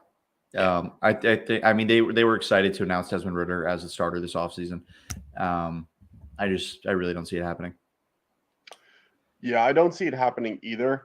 But at the same time, you can argue their playoff window is tight, especially in a bad NFC South. It's them and the Panthers right now, and the Saints obviously with Derek Carr. But that roster did not do great last year, and Andy Dalton still played relatively well, all things considered. So it's interesting to see what they're going to do with this pick here. I don't think they should go QB personally, just because they re-signed, not their entire offensive line, but their two key pieces in Caleb McGarry and Chris Lindstrom, who had a fantastic 2022 season. All the offensive weapons are young for the most part. You got Tyler Algier as a rookie last year, Drake London as a rookie, Kyle Pitts, who had a great rookie year. Injuries derailed him this past year. So they have the offensive weapons outside of a slot receiver, and running back should be fine if you want to rock with Algier. So I think, like I said earlier, defense has got to be the way to go. Yeah. You don't see Skoronski going here at all? You could, but when I'm looking at the Falcons' O line, I'm going to pull up their depth chart here, actually, while we're thinking about it. Caleb McGarry, really solid on the right side with Chris Lindstrom. Maybe because of Drew Dahlman at center, you might want to take someone who can double down at center as well. Obviously, John Michael Schmitz is too early here. Matt Hennessy has played center before and did play relatively well, so you could move him back inside. Jake Matthews is on the older side, but still a serviceable left tackle. So Skoronski could be the pick, and you put him at left guard and see how he fares. So it could be that, but I think with the offensive line the way it is, you can live with Drew Dahlman at center, or Matt Hennessy at guard. So either way you chop it up, I think it's fine. Not going O-line here. I think one thing, though, I mean, this is obviously – I feel like we were talking about this on the last episode of the BBB pod, but if you want to be Narrative Nation, I mean, how fun would it be for Jalen Carter to go from Georgia to Atlanta? Yeah. Obviously, no doubt, same state. I'm sure a lot of fan carryover. He's played a lot of games in that stadium. Is that kind of the dream if you're a NFL player? I mean, I'm sure you want to play for your own hometown team, but I mean, to stick in the state that you already know loves you. I mean, how much better can that be? Yeah, it's got to be incredible. And like you said, there's probably a lot of fan turnover from Georgia, the Bulldog. Although I would bet that a lot of Georgia residents consider themselves just Georgia football fans and don't really look at Atlanta that much, just considering how big Georgia football is down there. But yeah, it's got to be pretty special. I know it was, especially for Aiden Hutchinson last year, going from Michigan to being a Michigan kid, going to Michigan and then staying in Detroit. I know that was he obviously said that was very special, but yeah, it's got to be so cool. Yeah. All right, I think the pick is on the way. Yeah, I got Roger Goodell up on the stream for me. Yeah. I'm wondering I'm not seeing any updates though. Huh.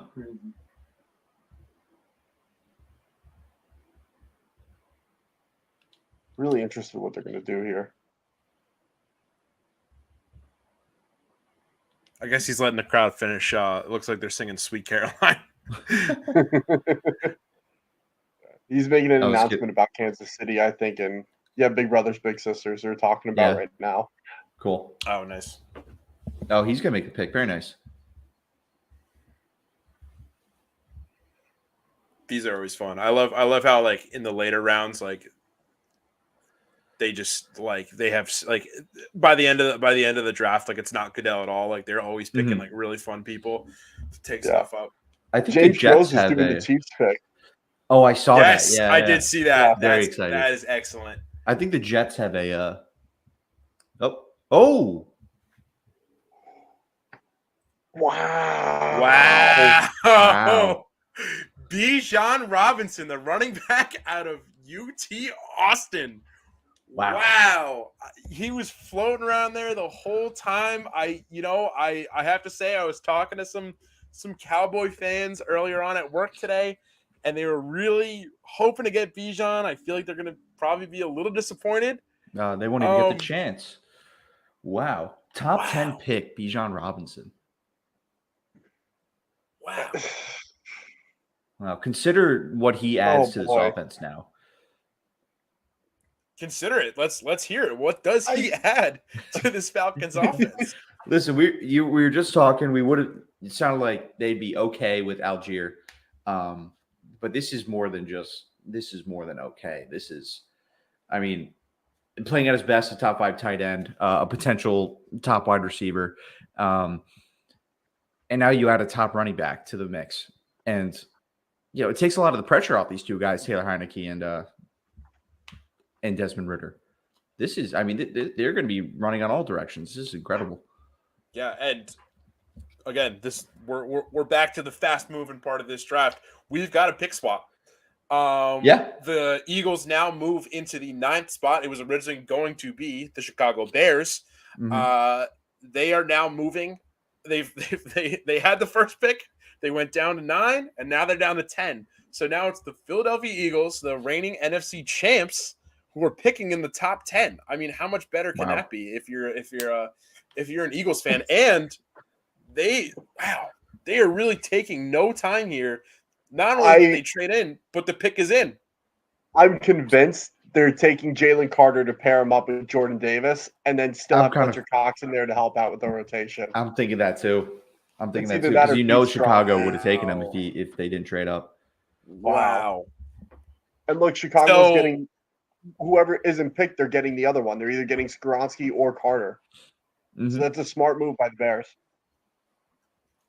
So since Tondo's not, I think he might be watching it right now, but he's not in the actual stream to rebut this.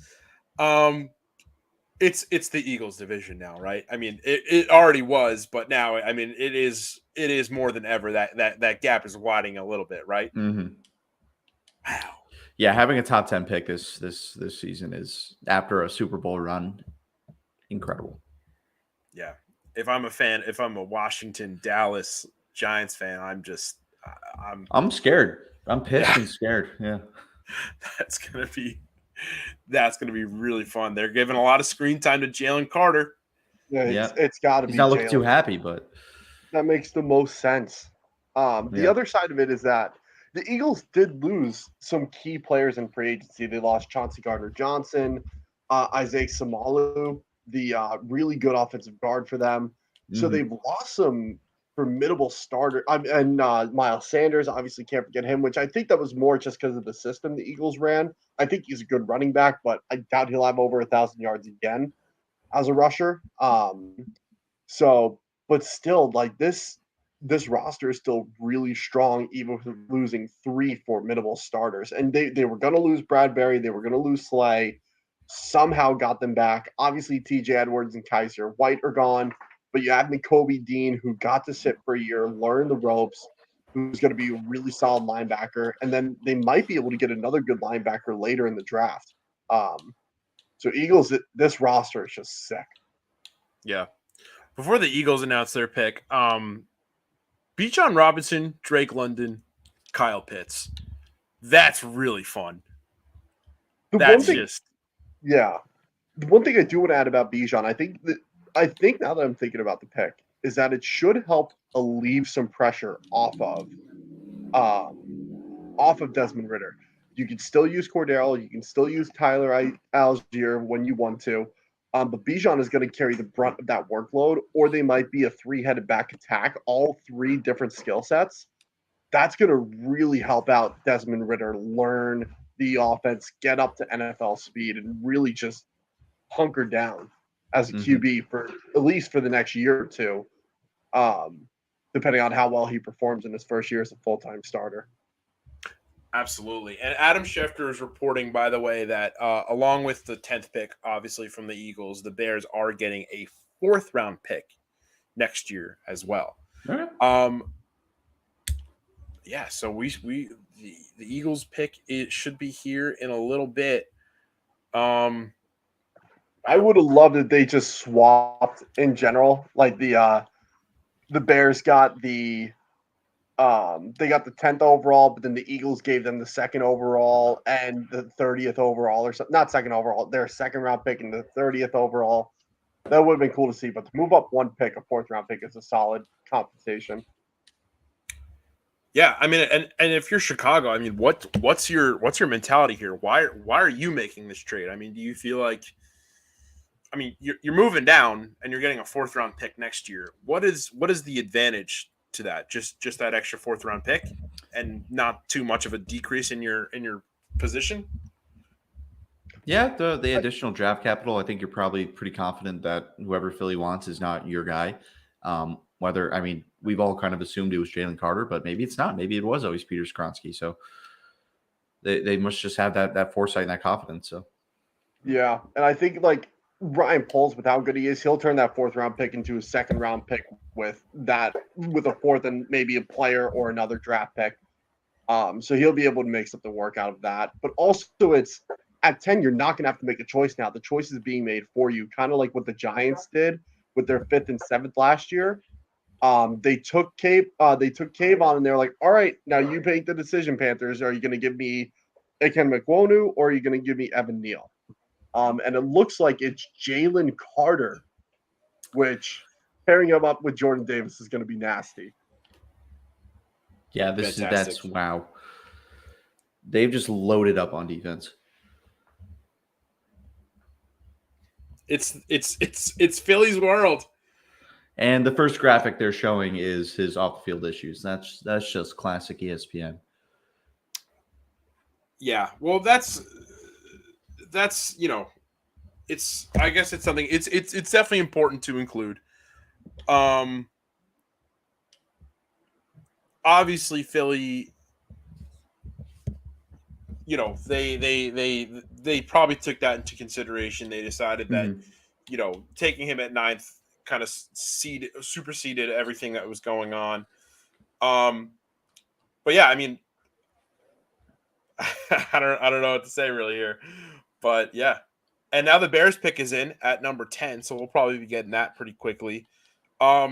Chicago, it seems like they've got a lot of spots where they can improve. OT, outside linebacker.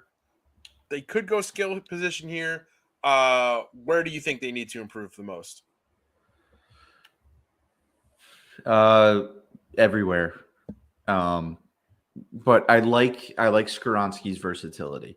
They do need offensive line help, and Jordan, kind of clarified this on our mock draft episode that his short arms, he might be a guard, and that he could be the best guard in this class if so. So, yeah, I'm a fan of this. I'm a fan of Skoronski over there to Chicago. Yeah, I think Skoronski is how they go, but if they don't go with him and they go defense, Nolan Smith is there for the taking. Nolan, that's a guy who, if you're building a young roster and you want leadership in the door right away, you go with Nolan Smith here. He gives you the versatility as an edge guy who can drop in coverage. They need pass rushers really badly. So that might be the way they go. They might want to live with the O-line for another year, but then again, Justin Fields is going to be running for his life again. So O-line. Do you think the current state of the NFC North kind of gives you a little bit of flexibility in experimenting with this pick a little bit? I mean, obviously O-line is the best place to improve, but do you think Chicago's thinking maybe, hey, we can maybe string together a couple wins if we just want to improve this other spot here first? Like go defense, maybe go running back here? Or is it pretty clear cut? I think it's clear cut. You got to go O-line or D-line. Those are their biggest needs. Obviously, their running back situation isn't great. I like Khalil Herbert a lot, and I like Dante Foreman, but you're not going to reach for Jahmyr Gibbs in the top 10. You're not going to take Zach Charbonnet in the first round at all. So this is where it gets a little bit interesting. If they go offense or defense here, I think they have the flexibility, especially with what you said with the NFC North competition. So if they want to experiment, go with Nolan Smith. If you want to shore up your offensive line and get that set and ready to roll for next year, then go Peter Skoronski. Absolutely. And then just to give you a quick picture into the very, very near future, next picks we've got coming up. Chicago, obviously with the pick they just acquired from Philly. Then you got Tennessee. Then you've got Detroit in the pick that they just traded down from Arizona. Green Bay from the New York Jets. New England. Then the Jets pick from Green Bay. And then Washington. A pretty interesting group. I know we've talked about, our draft predictions are way out the window down the street, but is that seems like a pretty interesting chunk, right? I mean, do we feel like these picks ahead could really have, a really hard direct effect on each other? I think Eagles taking Jalen Carter here at 9 really opens the door for where Jackson Smith and Jigba is going to go. Because that people were pretty confident with him there at number 10 to Philly.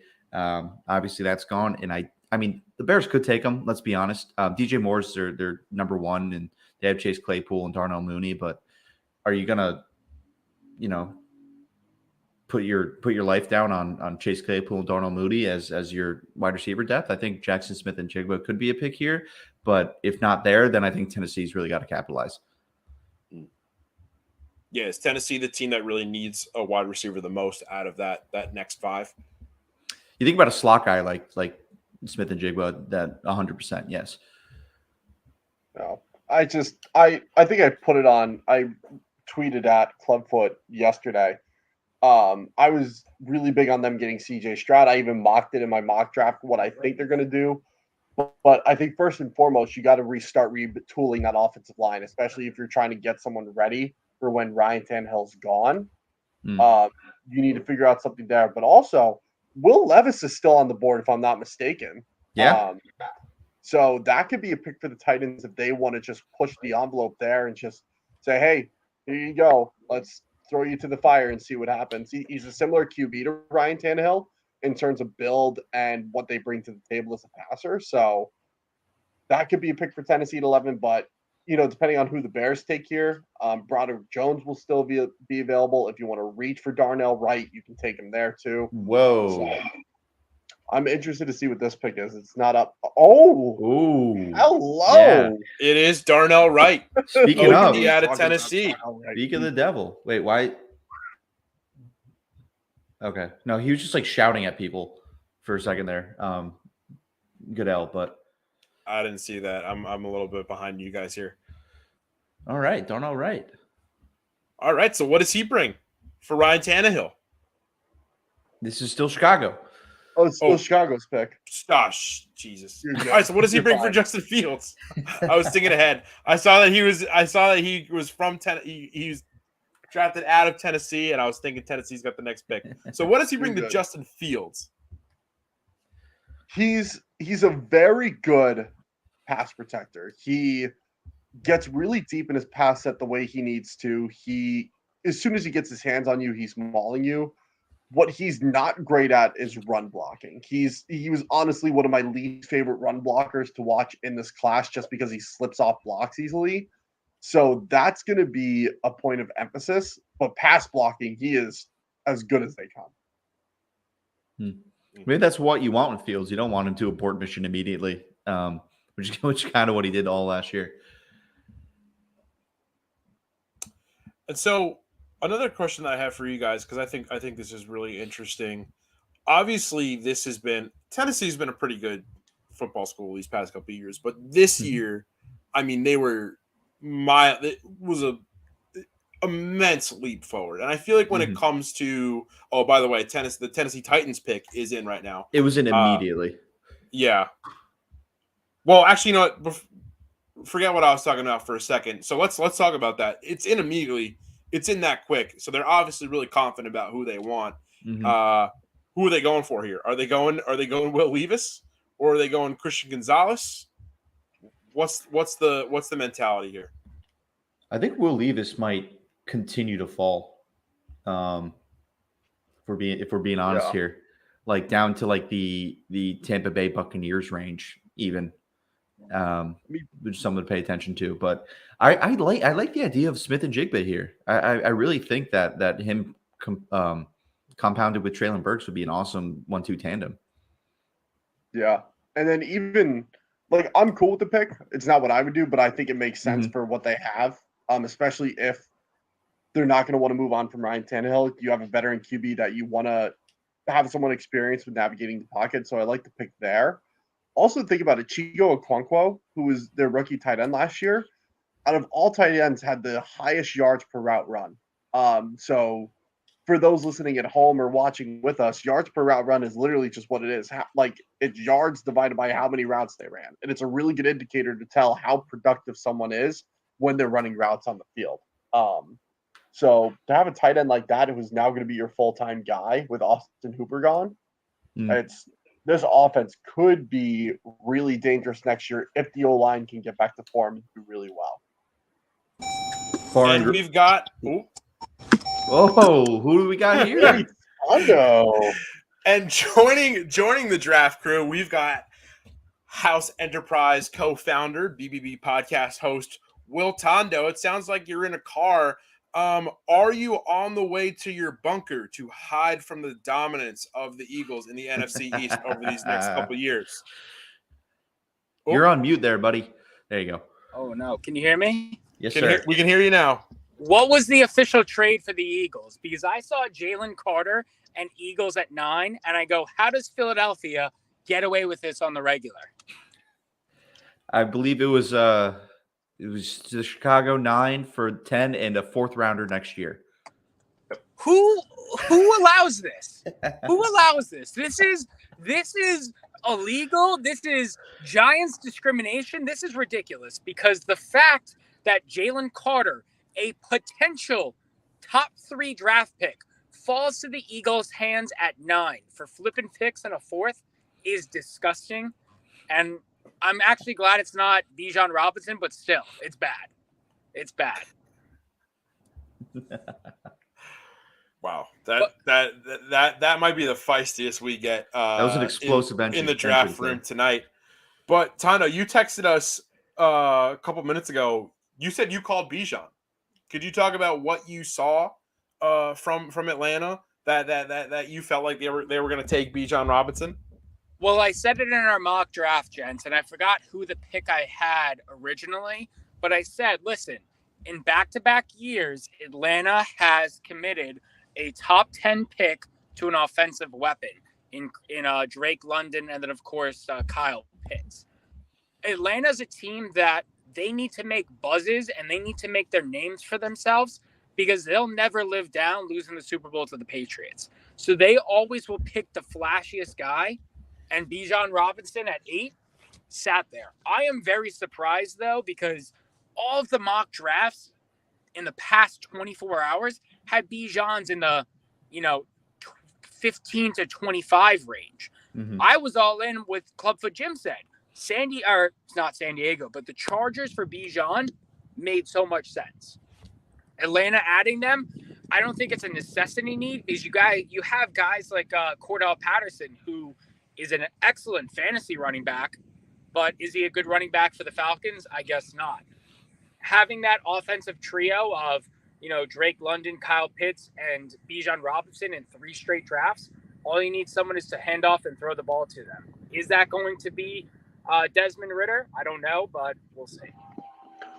One thing I think some of us are overlooking, now that they have technically 3 running backs, back out to a wide career, and now that he's been revitalized and known how to be used in the backfield, can that translate to receiver? I think that's a fascinating question. If you like Tyler Algier as your power back and a guy who can get around in space, there's no real need to have Cordell Patterson in the backfield anymore, so might as well move him out to receiver, Guys, I think we've got an update on who the Tennessee Titans are taking. Obviously, ESPN has not reported yet. The commissioner has not come out yet, but Ari Myrov is saying that Tennessee is taking out of Northwestern the OT, Peter Skoronski. And Ian Rappaport just corroborated that. No QB early for Tennessee. You guys like that pick? No wide receiver. No wide receiver. It's a good pick. I'm just pissed because I had a prop bet of JSN drafted before Peter. So. Right. Yeah, I mean, Jordan, you were kind of going on about the Tennessee needing offensive line depth. Yep, and that's exactly what they get. I think they know they need O-line help before anything else, but now it's the question, like, what are they going to do at receiver? You know what I mean? Like, hopefully some guys fall to them late in the draft, but interesting. They have going to be a shell of itself. They have Skoronski listed as guard, actually. That's what they're expecting. ESPN did. I'm seeing like different positions listed at different sources. I'm also seeing a lot of people just say OL. Yeah. Yeah, that's easy. Yeah. Yeah, ESPN's saying guard on TV, but they're also saying OT on the internet. So Interesting. I think it's because it's Mel Kiper's board. He's expecting him to move inside to guard. Mhm. So gotcha. I think that's why they have it listed the way they do. Yeah, with his T-Rex arms. Yeah, literally. No, he's 100% a guard in the league. I don't see him doing any damage at tackle, but I've been wrong before. All right, And Jeff, I'll be back. Always a pleasure. And keep up the great work. I'll see you in a few minutes. Will, thanks for Appreciate stopping in. catch you later. Shout out Will Tondo. And He it said looks in like a we've got few another minutes. pick in. Is he going to be hopping back in? Because he said, I'll see you in a few. Hope so. I guess so. That'd be awesome. Maybe when he gets to the bunker. The pick is in for Detroit. Now where are they going? They've had a couple picks to kind of figure themselves out here. Are we still sticking with defensive tackles here? You know who's still available is Christian Gonzalez. Yeah, that's a very great That pick. seems to be the move. That felt like it seems like it was it was their guy, Christian Gonzalez. You know, he's been mocked to them for eternity. It's felt like, and they could just trade back and still get him. That'd be pretty awesome. But you know, we'll see. Yeah, That this just is leaves a going lot to of be questions very for what interesting. Green Bay is going to do at 13. Do they go Jackson Smith and Jigba? Do they go Dalton Kincaid? Do they go Broderick Jones? Do they go defensive line? That would be pretty Wow. incredible if they ship out Aaron Rodgers and all of a sudden take a first-round wide receiver. I would love that. Yeah. Let's see That'd who be the pretty Lions funny. take. Narrative Nation. Oh would my love that as God. well. Jameer Gibbs, What? the Whoa. running back out of Alabama. Well, Wow. that's the worst pick of the draft so far. That's I might on might agree with you. I love Wow. Jameer. That is, you just spent a ton of money to get David Montgomery, and you still have DeAndre Swift. Yeah. Yeah. Wow. I've been That feels loving what the really Lions have weird. been doing until this point. What does that say for their plans with those two guys, with Montgomery and Swift? I mean, Montgomery's more of a power back, anyways, but that means they're probably phasing Swift out of that offense completely, and they're gonna trade him away Yeah. Yeah. or Swift, cut him. it feels like last year was Smith's like do or die year, and he did not do, so he died and enter Jameer Gibbs. Yeah, the third Alabama player taken in the top 15. Jordan, you said that might be the worst pick in the draft, but you also followed that up with that you do love Jameer Gibbs. So is it more of this was not the right pick for Detroit, or Yeah. is it you just don't really feel like he should be that high? Both. I mean, Jameer Gibbs is a really good running back, but he also played behind a pretty solid offensive line, and a lot of his big plays happened when he had big gaps. Does that mean that he's not going to do well if the holes aren't there? I think he has the shiftiness to make things happen. So the jury's still out if I think he's worth a top 10 pick or the first round pick or not. I think he was 27th on my big board, so obviously in the top 30. But that's not a fit for the Lions. The Lions need desperate secondary help. I know they got Cameron Sutton and Emmanuel Mosley at corner to go along with Chauncey Gardner-Johnson, but you need a true stud cornerback one. Obviously, they might still be they probably don't want to take a CB1 this early, seeing what happened with Jeff Okudah a few years ago. But then go get Kalijah Cansey, go get Miles Murphy, go get a defensive lineman. Don't go for a running back when you already have two guys that would already have been a solid 1-2 punch. Just doesn't make sense. I just wanted to point out that they showed the Lions war room, and they have like this big like black and white photo of a lion's face, and it kind of just reminds me of like that trend on Twitter, like images that go hard. Yeah, yeah, you know that was a Dan Campbell request. Yeah, it's like his phone background. He's got it on the wall in the front office. Yeah, he got a tapestry in his bedroom. Imagine So now there you go. Imagine let's say the Packers don't take JSN here. the Patriots have to take him at 14, right? Oh yeah, That's a no-brainer. yeah. That feels like the easiest pick of this draft outside of Bryce Young would be Patriots taking JSN in that moment. So now we're at pick 13. We're out of the top 10. There are some guys that we have been talking about could go in the top 10 that obviously now didn't. We've got Christian Gonzalez, Will Levis, Jackson Smith, and Jigba. Are we kind of getting to the point where guys are not only are they falling, but they're really falling? And this is the kind of point in the night where if you're sitting in that draft room or you're sitting at home with your family at a draft party, are you kind of sweating a little bit? Obviously, like, these guys are all going to get drafted at some point, but are you getting a little nervous that you feel like people might be kind of lowballing you a little bit? Yeah, I mean, Will Levis appears to be in free fall. He was consensus for a while there, top 10, like every single mock draft, and here he is going. They're not going to take him here. They're not going to take him New England. They're not going to take him New York.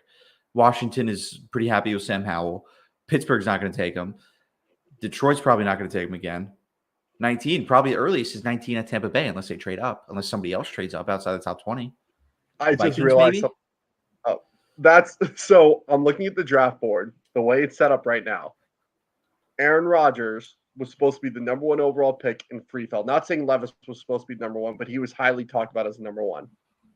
Bryce Young goes number 1 overall this year. Alex Smith went number 1 overall back in 2004, or excuse me, 2005. 2005, yeah. Yep. Now, 18 years later, the Vikings, who have an older QB, who did, I believe he signed an extension, if I'm not wrong. You have Kirk Cousins, who jury's still out. Like, is he a top 10? Is he not? Does he stink, according to Zimmer? So what are you getting out of him? Do you bring in a similar quarterback to help develop? I think right now the Buccaneers could take Levis if they want to. The Commanders could. The Patriots could. They did have Levis on a top 30 visit. But I think there's a good shot he falls to 24 and the Vikings just scoop him up. Very similar to the Aaron Rodgers situation. So that would be fascinating to see history repeat itself. And then the Vikings become top dog in the NFC North for years and years to come. Yeah, because Kirk Cousins did sign an extension, but it is only through the 2023 season. So that could be a very possible situation. And the Packers pick is in. Let's see where that's going to be. Yeah, I'm interested. I mean, in all likelihood, it's defense, but for the joke, I would love to see Jackson Smith and Jigba here. Oh, all right. It is defense. It's a defensive end out of Iowa. Lucas Van Ness. All right, that is a Packers pick. What about it makes it a Packers pick, James? You have essentially every offensive option on the board still, and you go defensive end. Just, because you're the Packers, because of course you did. Lucas Van Ness with the crazy, like, almost houndstooth long sleeve polo. Yeah, he's like going partying in Vegas. Yeah. All right. So what do we like about this pick? I mean, like you said, James, it is a pretty Packers pick, going defense with a lot of offensive options available, but in a much different context, right? Mm-hmm. Yeah. Obviously, you still got a quarterback that you want to help out in Jordan Love, but it's not the dire situation like they have been in other years where it's like, look, we've got Aaron Rodgers and we're not helping him out. How does going defense here really help out the Packers kind of stay afloat in what should be a really now competitive NFC North? Oh, they're just showing him tackle Will Levis too. That's pretty funny. They a few clips earlier. Well, I'll answer your question. A few clips earlier, they showed him bull rushing and pancaking Peter Skoronski. So again, further improving my he's a guard bias. They just showed him get Levis again. Yeah. Wow. So going back to your question, I think they're trusting Jordan Love to do more with less than what even Aaron Rodgers did last season. So unless there's a second round guy they think is going to be a stud, and they're going to say, "Yep, that's our guy," Jonathan Mingo, Cedric Tillman. Those are two names that I'm thinking of that could be really solid second round receivers. Seeing how the receiver board's falling right now, you could see someone like Quentin Johnston, Jordan Addison. Oh, we have a trade, by the way. Second round. Oh, Steelers moving up. Steelers got to be taking Broderick Jones here if they're trading up. Yeah. wow. So the Steelers now control pick 14. Oh, this is Buffalo. a kick in the nuts to the Jets here if they take Broderick Jones. Wow. I fucking hate New England. Wow. No matter how hard the New York Jets work, Bill Belichick Works harder. So who is Pittsburgh going here? Offensive tackle? It's got to be. Yeah, It's got to be Broderick Jones. Has to be Broderick Jones here. Wow. God damn it. We got Owen Wilson in here with us.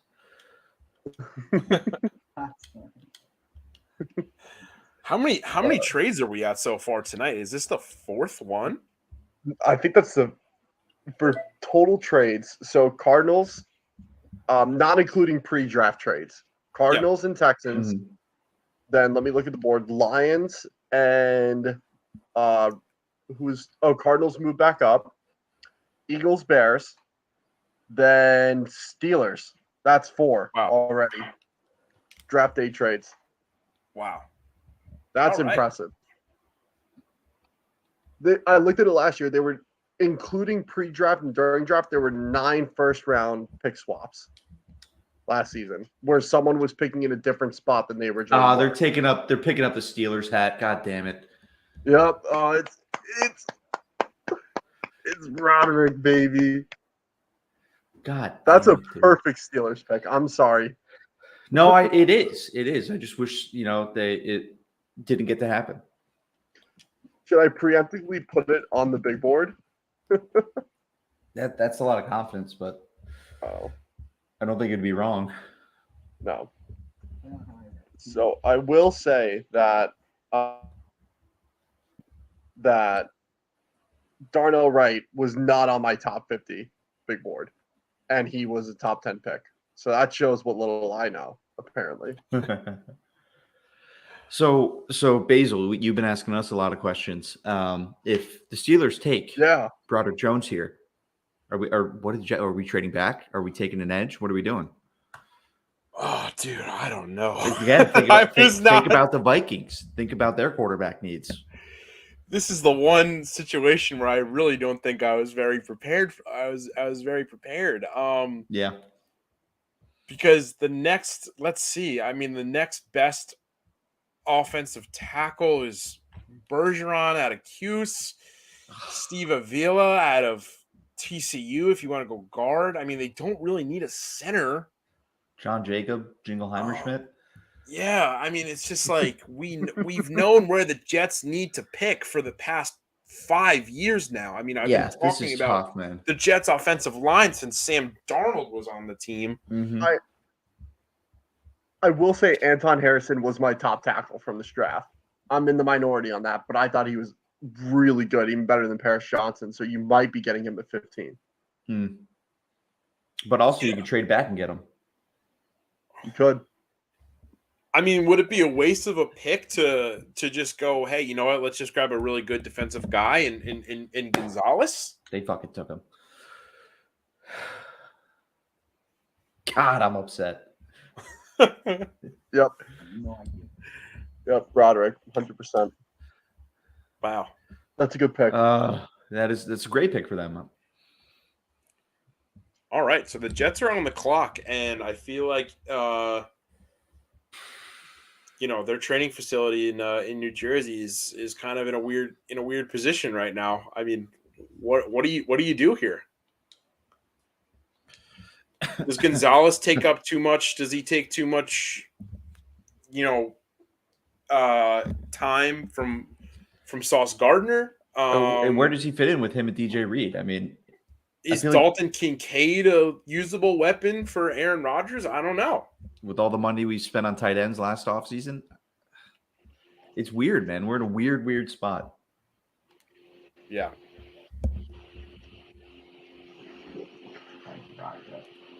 I'm kind of at a loss. I'm kind of at a loss for words here. Yeah, I really have no idea. edge is where to always an go. option. And I've seen Nolan Smith a lot to the Jets, and just strengthen that rotation, I guess. But wow, I mean, you have Carl Lawson, John Franklin Myers. Jermaine You have Jones, another Michael good Clemens, or Jermaine Jermaine Johnson, Michael Johnson. Clemens. Yep. Yep. Shout out Jermaine Jones, U.S. men's national team legend. Yeah, you guys have a solid edge rotation. Yeah. Interior, Solomon Thomas is there, but Quinnen Williams. Quinnen. Yep. Quinnen's the big one. JFM kicks inside sometimes. Yeah. I like JFM more inside too. So do I. So D line's fine, I think. You could Jonathan go Marshall. corner, Yeah, we could go corner. But like again, like what do we be drafting Christian Gonzalez for? He's not a boundary corner. You're not going to draft a slot cornerback at. I don't think he can even play. I mean, sure he can play it, but he doesn't fit the mold of a if slot you were going cornerback. to go slot, you would take Brian Branch here. You would not put Gonzalez in the slot. Yeah, but do you even take a slot corner at 15? It's not. I mean, it's becoming one of the most important positions on defense, just because it's Nichols, one of the hardest positions to play. You know, if you're going to take anyone, Brian Branch is your best option. Yeah. I think you might be selling me on Brian Branch, but Kalijah Kancey. I mean, could he fit in there That's a good somewhere? pick. I like that. Him and Quinnen together, just the polar opposite defensive linemen. Look like attributes. I mean, to have even an okay offense, obviously your quarterback needs to be protected, and Aaron Rodgers obviously is kind of the last, or one of the last guys of his generation where he doesn't move a lot. So he needs a comfortable pocket. He needs space to throw. Mm-hmm. And if you're trying to do that at draft night right now, the Jets, they're screwed. So the question is, do they just go, okay, well, let's adjust. Let's take this in and use the moment to just build an all elite defense. And I know you've got the star quarterback, but do you try to focus on maybe just being a team that prides itself on its defense more? That's kind of been the history of this team ever since the Rex Ryan era. And I like that. I like, I don't know, man. I'm so It's upset. not a bad mentality to have, but when you have arguably one of the greatest quarterbacks of this century, it's a hard philosophy to sell from the front office. It's a hard philosophy to sell to the team, the fan base, just the organization in general, but they have to, kind of improvise and adapt here, and they got to do it quickly because now we're approaching just over 3 minutes before the Jets pick has to be in. I mean, could we see this going all the way down to the 60-second, like below 60-second mark here? If it was me, it would. Yeah, I think so. But also, are the Jets trying to trade out, and that's why it's taking so long? Yeah. I think I want to trade out. I think that's what I want to do. If this is me, or just viewing as an outside, obviously I'm not a Jets fan, but I've been following Joe Douglas. I think this is the first hard decision he's really had to make since he's taken over as GM. It feels like everything else has kind of fallen in his lap. Got Sauce in the first round last year. Also got Jermaine Johnson. Landed Breece Hall. Had a really good rookie class. Free agency, they've been killing it. This is the first time I really have seen Joe Douglas. It's just not in a good spot. Yeah, I mean, it seems like he's a very calculated individual, and his first 3 drafts have been very, I have planned this thing to the nth degree. I'm going to make trades where I need to make them. I'm accumulating draft picks as a currency. This doesn't feel like that right now. guys, I hate to change the subject, but I don't know if you've noticed the the look of abject horror on my face, but I Yeah. have just been alerted to this video that came out 2 days ago of Will Levis. This was first posted by CBS Sports. Will Levis puts mayonnaise in his coffee? Yeah. Yeah. That is Yeah, he does. yeah, I haven't slept before midnight probably since I learned that fact. Wow.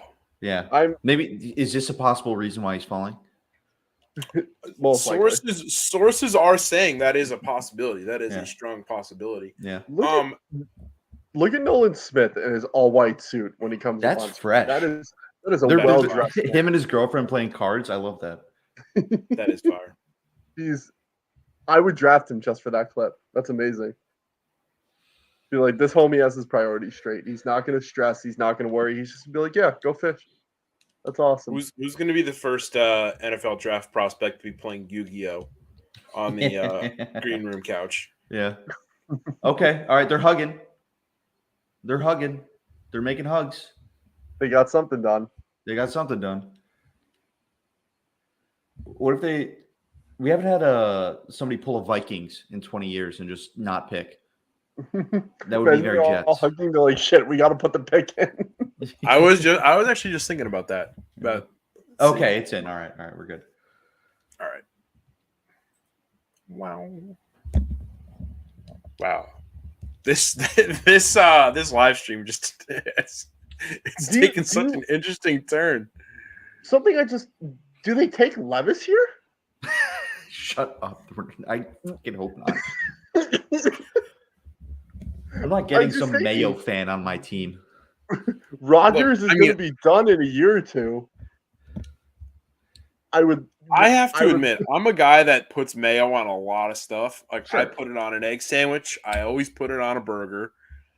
I'm a big mayo and fries and mayo kind of guy. Interesting.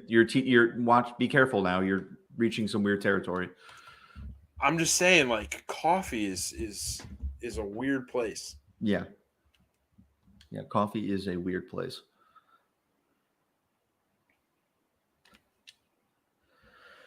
Wow. Stop talking.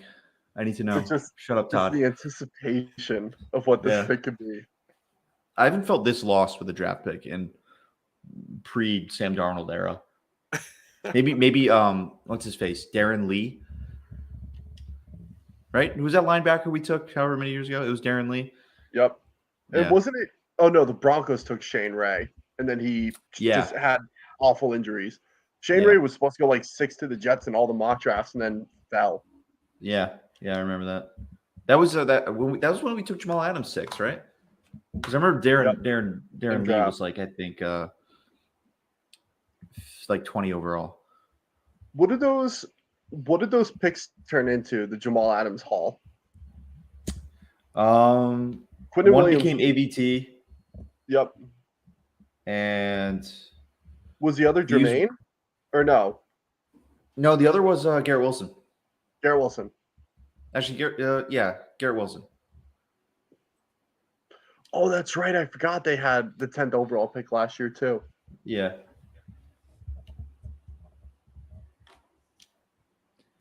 Oh, there he is. This kid's cool. All right. He looks like a Disney kid. Like Zach Wilson looked. Who are you seeing? I'm not I think the Make-A-Wish kid they got up there. Oh, okay. Yeah. That's awful. That's literally what he is. That's fun. I like the green tie. Yeah, he's looking fresh. We think, Make-A-Wish. See? Oh, do we think Little Ice Cream Johnny will be making a Jets pick at some point? Oh, I hope he does. That'd be so cool. Yeah. Well, I thought he is making one this year. Or did he get invited to the draft? I forget. I don't know for sure. He could be there to make it day 2, day 3. What's his name? Ice Cream Johnny? Yeah. I just know his name's like Little Johnny. Yeah. And who was that like had that cool call your dad up, Johnny, you're getting ice cream. I feel like a lot of guys would say that after every single win.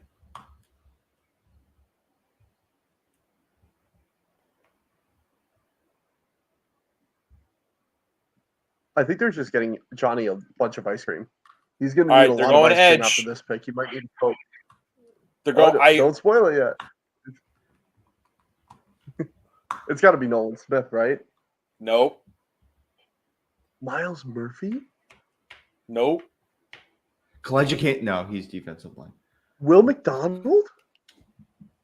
Will McDonald?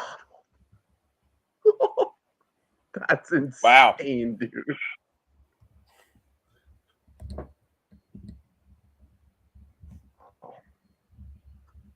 That's a move. Commander's got to go Levis here, right? James, you're our House Enterprise Jets guy. You write the column. You're wearing the Jets sweatshirt right now. Will McDonald, not the position that the Jets were looking for, but what can they make with this? What can they do with this pick? I'm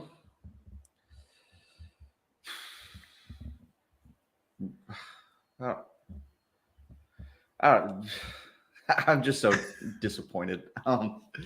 No knock on Will McDonald. He's a great player. I don't like him. I don't like him this high up in the draft. I think he was a end of the first round guy. It feels rotational. It feels depth wise. It feels. I mean, yeah. I don't know. He's an edge. That's apparently what we needed. I don't know.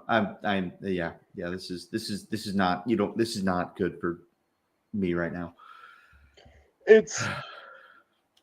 There are some tackles later in the draft, like Matt Bergeron, who could be really solid. DeJuan Jones is going to be there later, most likely. So 2nd round, you can pick up one of those.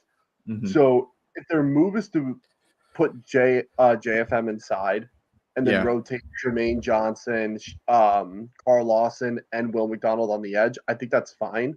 I think Saleh likes using 6 defensive linemen in constant rotation. So he's going to get burned. He's going to do what he's got to do. Just interesting they went with him over Nolan Smith when they're virtually that's what I'm thinking. And Nolan Smith earns a 4.39, but that whatever. I don't know. I mean, I hope he's a stud. Obviously, I mean, I'm a Jets fan, and I ride with my guys, my bald-headed boys, in Joe Douglas and Robert Saleh. But he's got to convince me. I'm not elated at the moment. So before we get into the Commanders pick is now in at 16. So we'll see that in a couple seconds. The Jets have 4 more picks for the rest of the weekend, unless they make some trades. They're picking 12th in the 2nd round, 4th in the 10th round, and then 9th and 36th in the 5th round. I guess that last pick in the 5th round is a compensational pick. Yeah. Do we see them making more trades? I mean, they don't have a lot of draft capital left. I mean, they spent a lot of it in the Aaron Rodgers trade. Yeah. Are their hands kind of tied? I think you got to do something for either Anton Harrison, DeJuan Jones, or Bergeron in probably the 2nd round. I think that's a must. And if you can accomplish that, great. You can look back at it and not say we accomplished 100% our goal, but we did what we could with the cards that were dealt and, made do. But after the 2nd round, I mean, just get picks, get some more picks, do some trading back. Yeah. So let's move on to Washington. I think we've already said everything. Yeah, I would love to move on, please. that we need to say about the New York Jets. But Washington's got a lot of needs. Obviously, they finished last in a really good NFC East last year. One that is now pretty much the Eagles' town that we've kind of established. They're like another team that they don't need. They're not like in a terrible position right now, but they could really improve anywhere. Mm-hmm. Is this where we see Will Levis going? Is this where we see Christian Gonzalez is still on the board? What are the possibilities for Washington? Have they kind of benefited from some weirder picks early on? Yeah, I mean, now I don't think if the board played out like we all kind of drew it up, this would be I feel like this would be the first tight end spot, but it's certainly not now since players like Will Levis and Christian Gonzalez falling as much as they are. It's pretty interesting to see what they do there because they're not the perfect team. I feel like the Commanders stuck around for a while this year, but they're not. They have holes that they need to fill. I mean, they could even go Nolan Smith here, seeing that Montez Sweat and Chase Younger set to be free agents. Who knows what they do here? This is a fascinating pick. I think Brissett played well enough last year to earn himself a roster spot this year with the Commanders and be their starter. I mean, Sam Howell, I think, should also have a chance to compete. I think bringing in Levis here makes sense, but I think both Brissett and Howell should be given a chance to prove that they are NFL starting QBs. So Gonzalez might be the pick. They might want to go for Dalton Kincaid because Logan Thomas is 33, 34 now. Like, how much longer can you use him? You know? And imagine a receiving core with Dalton Kincaid, Jahan Dotson, Terry McLaurin, and who's the other one? Curtis Samuel? Yeah. That four would be insane. That would be really fun. Yeah. Yeah, I can't believe JSN's still here. This might be similar to the 2019 draft where the first receiver taken was Marquise Brown and it was outside the top 20. Yeah, this could be very similar.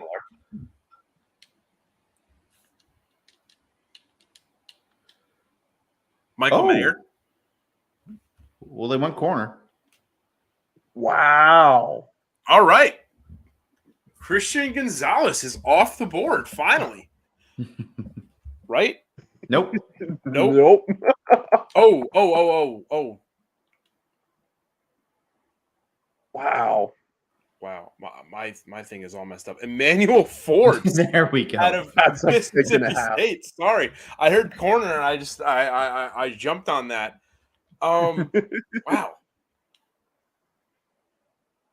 That's a name that has not really popped up in a lot of our first round mocks.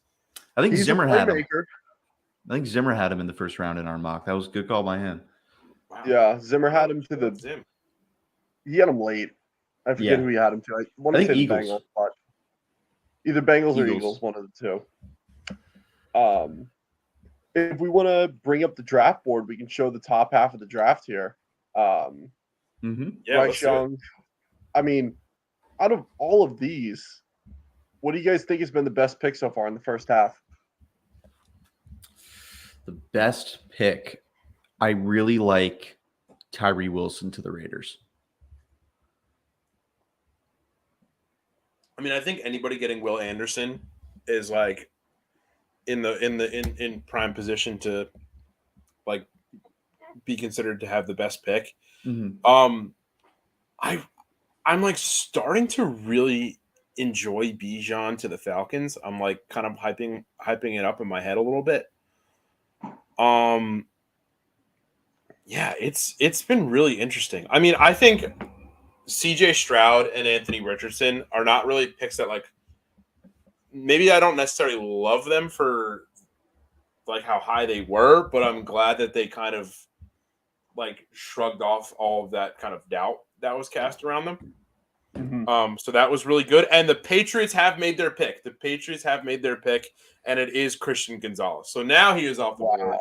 I was a little early on that. They did go cornerback. They did not go wide receiver. Is this kind of a weird spot for the Pats? Should they have gone receiver here? I think at this point, yeah. Go ahead, Jordan. With how the at this point, with how the draft is shaken up, you go with the best player on your board. And if that's Christian Gonzalez, it's Christian Gonzalez. So I think pairing him with Jack Jones is solid. They still have Marcus Jones there, who's been kind of a tweener player. Jonathan Jones, I think, is still there. If I'm not mistaken, they signed him to an extension, or they re-signed him to a new contract. So it wasn't their biggest need, but if it's the best player on the board, you take the best player on the board. Yeah. I mean, this is someone who should have gone top 10, and he fell to the Pats at 17. So yeah. You would think they would have found a way to take another Jones. I'm surprised they passed up on Broderick.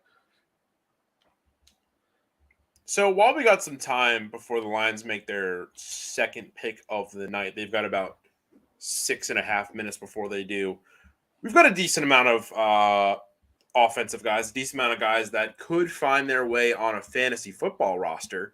So out of the 4 or 5 guys that, unless you're playing IDPs, which I don't know if you guys agree. I mean, I don't want to knock our House Enterprise Fantasy Football League because I think it is a fun league, a competitive league, Mm-hmm. And a well-run one by Mr. Tondo.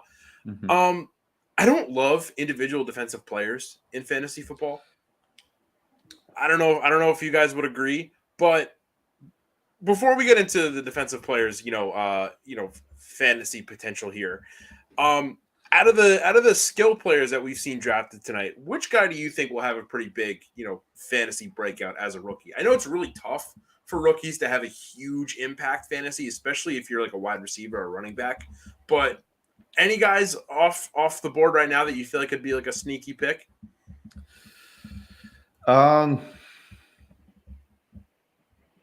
Sneaky, no. I mean, I feel like it's got to be Bijan, right? We're all looking at Bijan, right? Yeah, 100%. Yeah. I also want to point out that Dynasty is becoming bigger, where for those listening at home, Dynasty is fantasy, but you keep your team year after year. Jahmyr Gibbs could be that sneaky guy that you just develop, and in 3 years is a top 10 running back in the league. He has that potential, and with how the Lions offense works, could definitely be one of those guys. So would be really cool to see him do well. Of guys left, I mean, I'm going to say Zay Flowers. I love Zay Flowers more than probably anyone else I know. So I think if we're talking about sneaky, Zay could be that guy.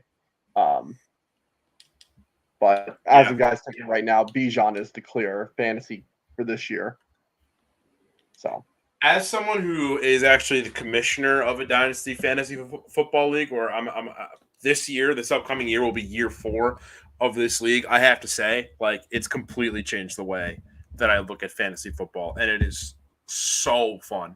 I can totally understand how it's not people's things, but for me, as someone who just loves playing sports manager games and just loves just making pointless Excel spreadsheets, it's so fun. And I definitely will probably be spending this weekend, aside from doing some general draft stuff for House, working on the big boards for my upcoming rookie dynasty draft. So 100%. that's gonna be really fun. And so Detroit still got about 3.5 minutes before they make their next pick. Obviously they went Jahmyr Gibbs, running back out of Alabama. Where do they go next? I mean, we wanted them to go, or not we wanted them, but we expected them to go defense with the 12th pick, but obviously they didn't. And the pick is in. So quickly, what's going to happen here? It's Nolan Smith, Kalijah Kancey, Miles Murphy, go defensive line. No question at this point. I mean, you could go for Joey Porter or Deonte Banks at corner, but I think those 3 players are better than what Banks and Porter bring to the table. Well, excuse me, guys. Bless you. Bless Thank you. Allergy season. Oh, yeah. Watch him go Dalton Kincaid here. Just keep loading up the offense. Saying fuck the defense. Oh, my God. That would be insane.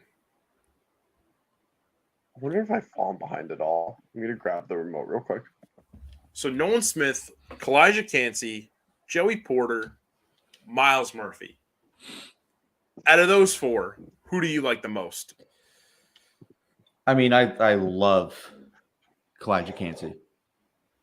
I love narratives, and I love him being the reincarnation, even though he's not dead, of Aaron Donald. And I think he fits that offense, Jesus Christ, defense well. But yeah, I love Kalijah Kancey there. Based on need, I'll go Kalijah, but based on best player on my board available, go Nolan Smith. He would be a perfect complement to Aiden Hutchinson. Yeah, the SEC defenses, man, have just been unreal these last couple of years. NFL type defensive. Yeah, honestly. I mean, clearly, right? Yeah. What about Nolan Smith? I mean, makes him so high on your board right now, Jordan. So he does a couple things. He's one, uber athletic. Clubfoot's brought it up multiple times, a 4.39 40, which 40 for anyone is really good to look at. But just agility wise, has really good lateral movement, has a diverse pass rush pool, has the athleticism to drop into coverage.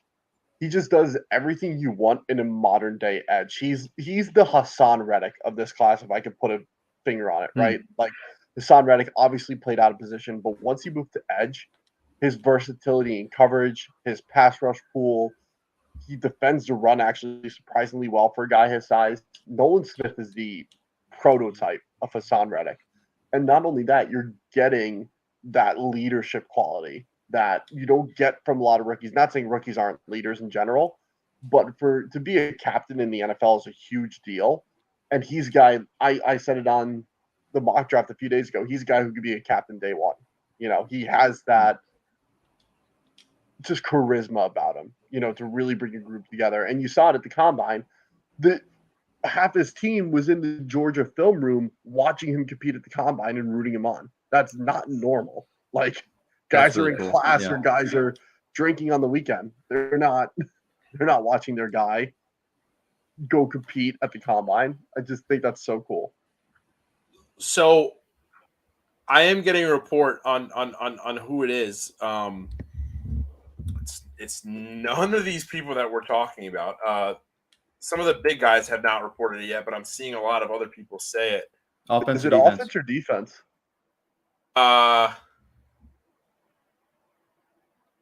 It's a linebacker out of Iowa. Jack Campbell? Jack Campbell. Why? Is it Coach Campbell's son? I don't think so. That'd be funny though. I'm seeing a lot of people saying Jack Campbell. I'm not seeing a lot of I'm seeing a lot of other blogs saying Jack Campbell. It's coming in really fast. Yep, Rappaport just corroborated that report. It is Jack Campbell. Wow. Lines are officially. Wow. This has been the worst draft so far. Wow. So Jahmyr Gibbs and Jack Campbell. All right. Well, we've got a lot to talk about now. Yeah. We've had a lot all night, but this is really interesting. Yeah, Jordan, I remember you talking about he's the true Mike of this class, correct? Yes, he's the true Mike, which if you're trying to transition out Alex Anzalone, great. You got your guy. Yeah. You could have gotten him in the second round. This guy's I love how he plays and I love what he does. He's not a first round linebacker the way you normally think of it. But I guess it's going to work. He's someone who will bite your kneecaps off. So, and they Malcolm Rodriguez, they got in the 6th round last year. He'll be starting alongside him. So I guess you're getting two guys that complement each other well.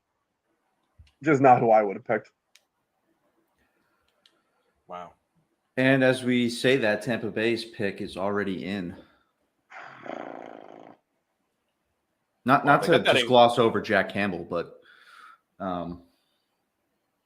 yeah, it's weird. I mean, you think about what Detroit needs on defense, and they need an edge. Maybe they think they can get a good one later. Maybe. All right, so where are the Buccaneers going to go? Because that we took up a lot of time talking about Jack Campbell. Because I mean, just what? Yeah. But all right, so Tampa Bay. Will Levis? Is he coming? Will Levis. What do they have as their? What do we have as their needs? Right now we've got defensive end, right? Mm-hmm. OT. I mean, they could really go anywhere. Yeah.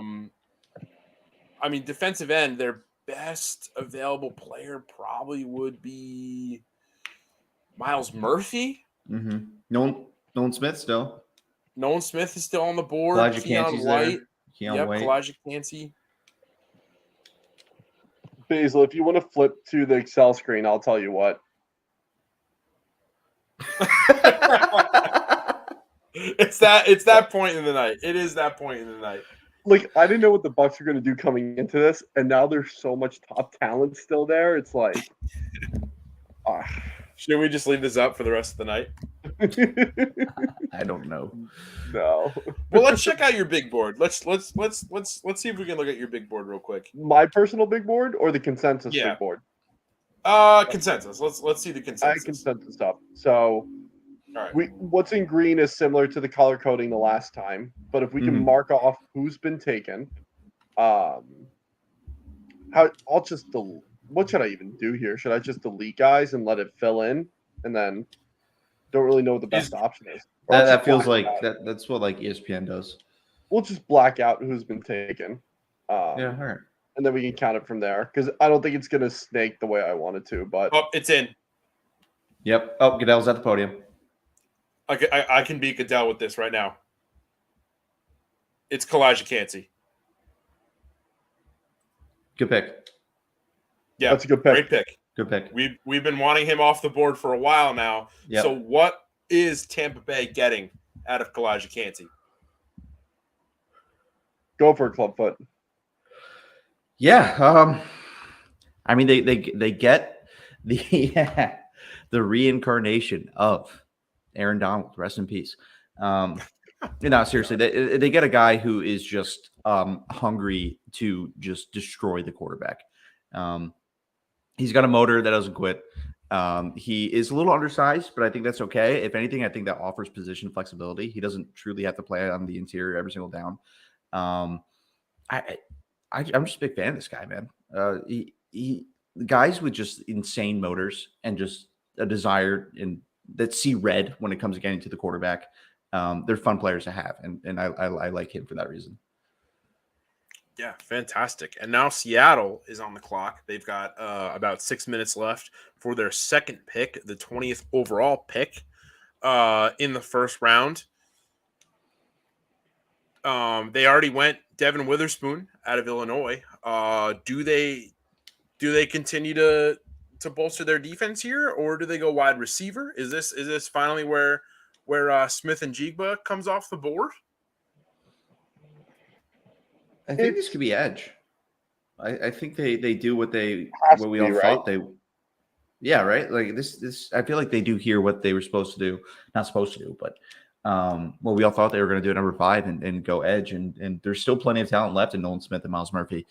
That would be what I say. I think smithing Jigba is definitely a dark horse here.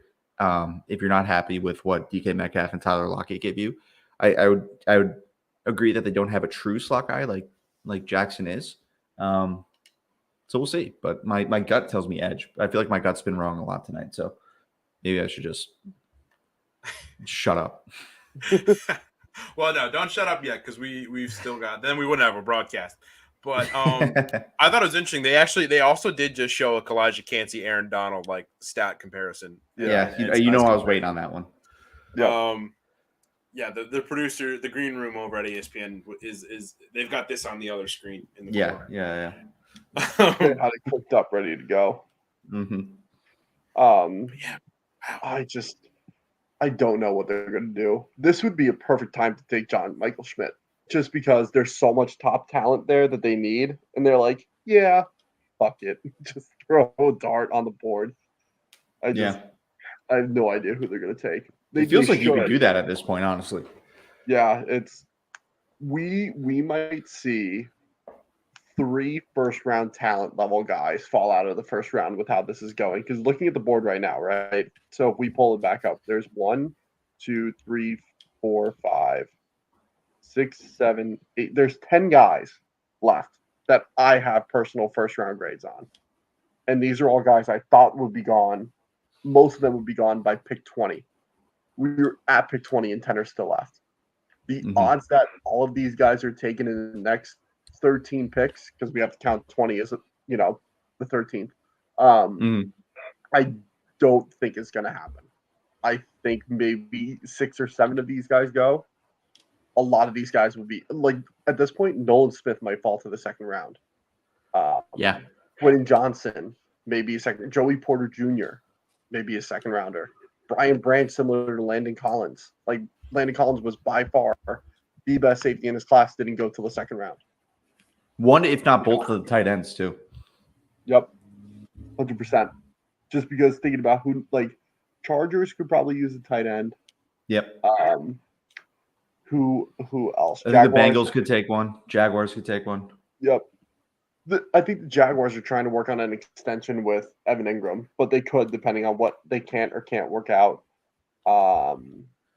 Giants have Darren Waller, so no. Cowboys could. Yeah, they lost. They lost Schultz. Schultz. Mhm. Saints, they have Jawan Johnson, so I don't think, and he had a really good rookie year as far as tight ends go. I don't think they would get rid of him. And then the Chiefs and Eagles obviously are all set. So it's really Bengals, Cowboys, and Chargers. And potentially Jaguars. Just over 2 minutes left, and Seattle their pick is still not in, which I feel like over the last couple minutes has been a bit strange. Do we see a potential trade happening here? Do we feel like they're getting some phone calls right now? Could they be trying to make a move just because they? I mean, is that a good strategy? I mean, if you really just don't know what you want to do, is it better to just take the next guy available, or is it better to kind of reevaluate, trade out, and then kind of give yourself more time with a lower pick? I think you have to field the calls and see what you're being offered, right? Because it's like, if I'm going to move back, I'm going to want appropriate draft capital in return. Because the reason I'm trading back is, one, I don't like anyone that's available right now, or at least I don't like them as much as I would later in the draft, right?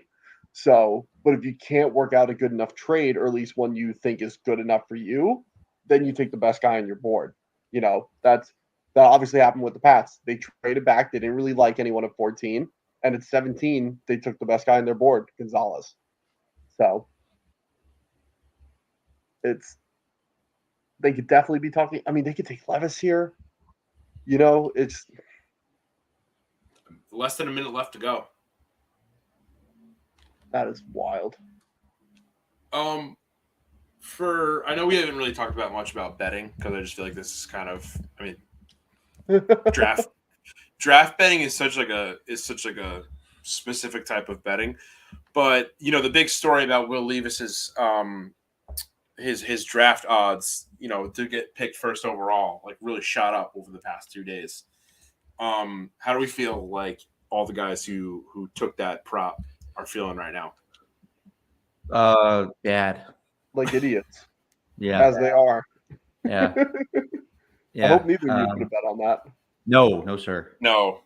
Good. No, I only make in. preposterous bets. I mean, this is pretty preposterous, but I only make even worse bets than this. So Seattle, obviously, they might have gotten some calls. They did not move any further past phone calls, and they've got a player on the board that they're ready to announce. It looks like they're doing it. They got it in with like less than 20 seconds, like just at 20 seconds remaining on the clock. So that's pretty impressive. All right, and final predictions here, fellas. Final predictions. What do we think? All right, I'm gonna go crazy, and I'm gonna go Smith and Jigba. I think they want to get another solid receiver in there. I like it. Jordan? Mozzie Smith, D tackle out of Michigan. Wow. Let's see. Are you ahead of us, or is that just a hot take? All right. With how weird this draft has been, I wouldn't be shocked. All right. Fuck it. Hot takes here. We're going Keon White. Keon White. That'd be so funny if they take him here. That would just confirm what I said the other night on the joint mock. I think they're going defense here. So I told you guys we would see like 3 or 4 what the fuck picks. Jahmyr Gibbs and Jack Campbell, both to the same team. Yeah. Will McDonald a little bit too. And Darnell Wright, if we're being honest. Yeah, Did Darnell not Wright. expect him to go top 12. No. Ugh. I'm seeing like a million different things. So like I'm like trying to like disperse like who's a troll and Right. Oh yeah, because it'd be great if we had a way to verify who is actually tweeting what. And Yeah. Yeah, that'd be no. crazy. That's an unreal concept. that is a great idea. I feel like they should implement. Should I start my something own like social that. media company? I'll call it Tweeter. Tutor. Twitter. Twitter. Oh my Twitter god. with a U. It's getting late when we start making fun of Elon. Yeah, it's that hour. Wow, where are they gonna go? Imagine they draft one of the kids on stage. And it's number 7, Hornets.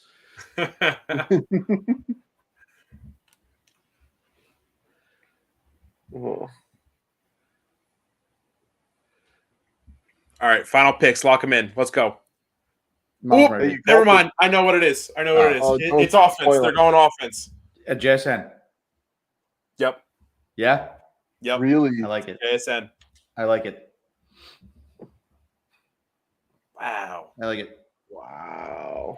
Unbelievable. First wide receiver at number 20. All right, so let's talk about it now. So Seattle's offense now. Mm-hmm. Geno Smith behind center. Obviously, DK's still around. You got JSN in there.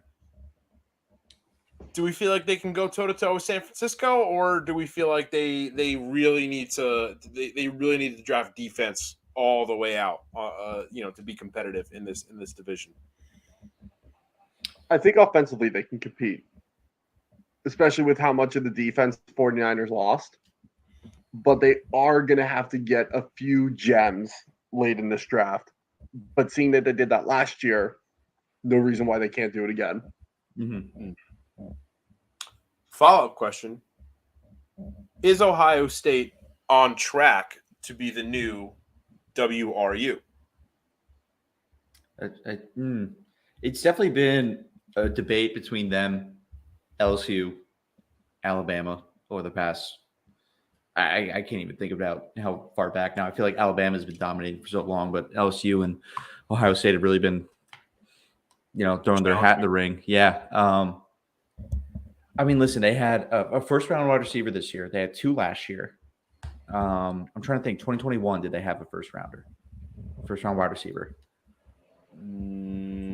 What year? 2021.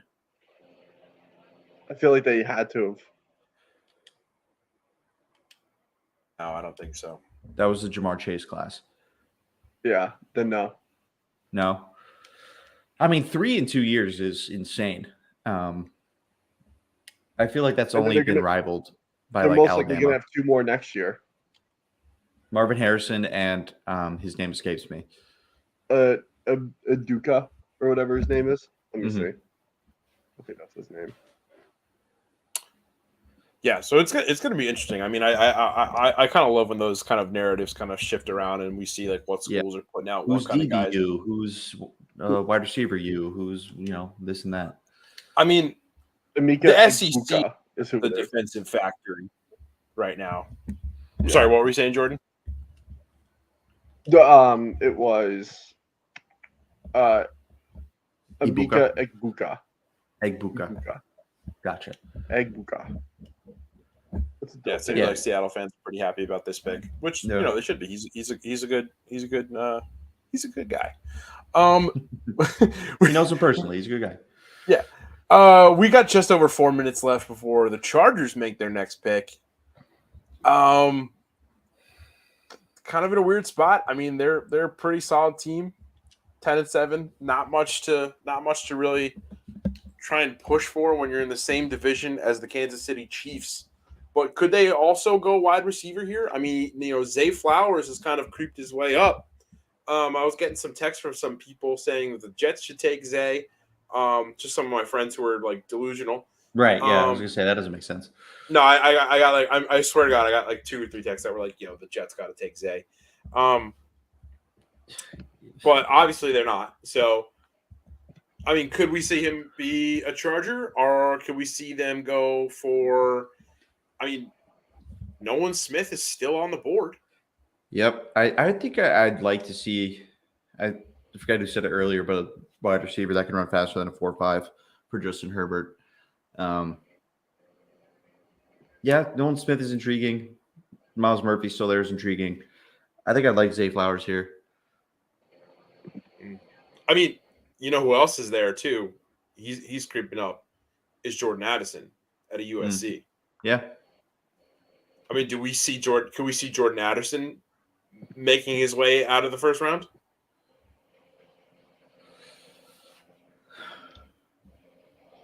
I think he falls.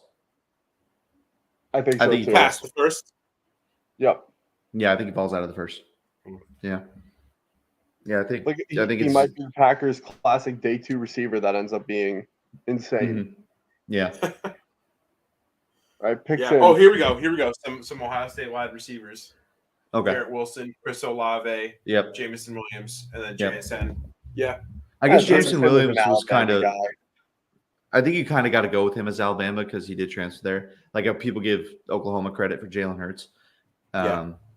I mean, I think Bama deserves a little bit of credit for Jalen Hurts, though, right? Yeah, but in Madden, when it says what college they go to, it's going to say the last one they went to. That's Also, true. That's fair. At the end of the day, Jalen Hurts had his best season at Oklahoma and was the reason why he was a second-round pick and not undrafted. Yeah. If he that's stayed at fair. Alabama, he wouldn't have been drafted. All right. Pick is in.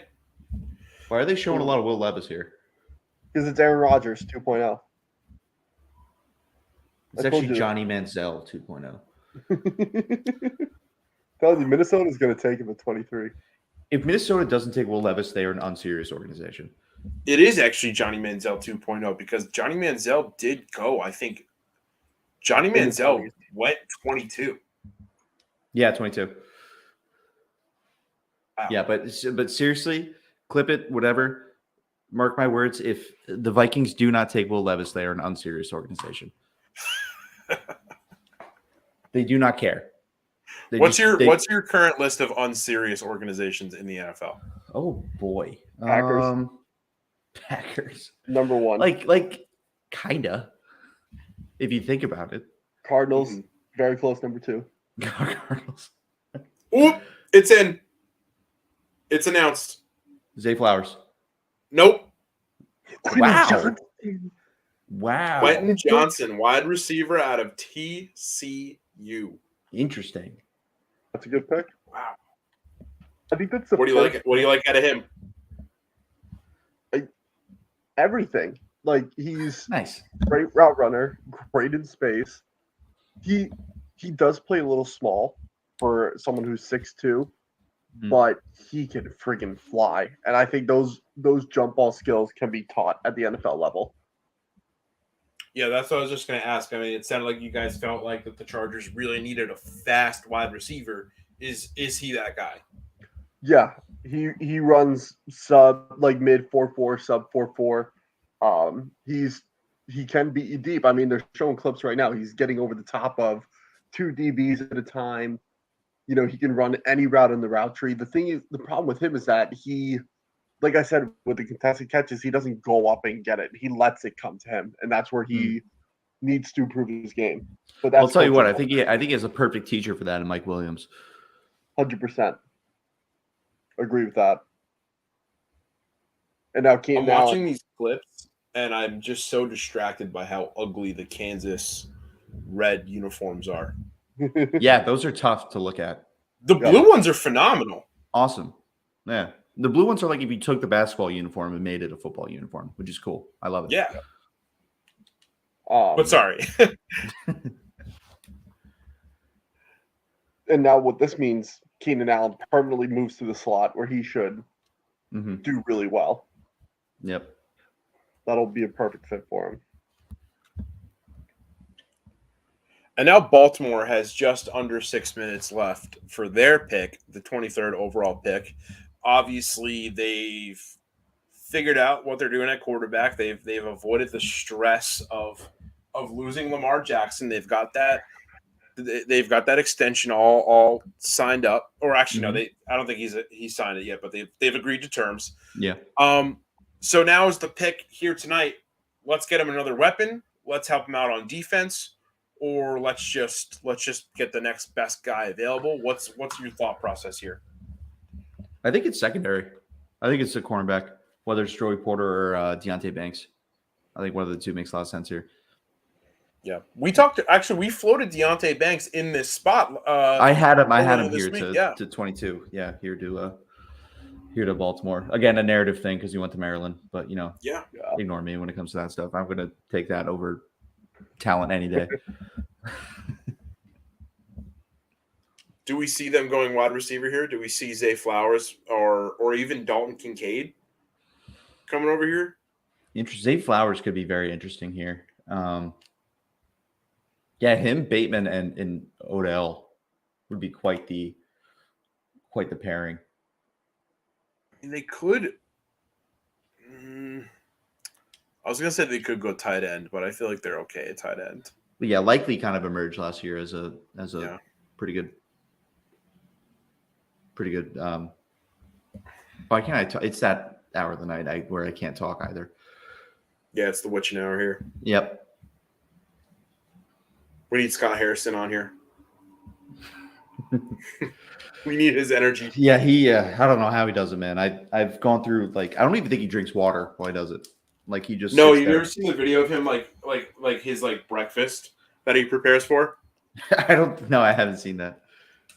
It's crazy. He basically it's not carbs. It's something totally different. Yeah. But he just he loads up, just for the whole day because he's like, I'm not going to eat until 10 o'clock at night so I'm not going to eat for another 12 hours. So I gotta go crazy here. Yeah, it's like what Adama Sanogo did for Ramadan while he was playing in March Madness. Yeah, exactly. 1-for-1 equivalent. But yeah, I'm on my third seltzer and I'm still losing steam. Like my tongue feels like it's going to fall out of my mouth. That's why we're here. We're here to push the limits. Yeah, of what the house crew can do. Yeah, we're pushing the limits of what humans can be.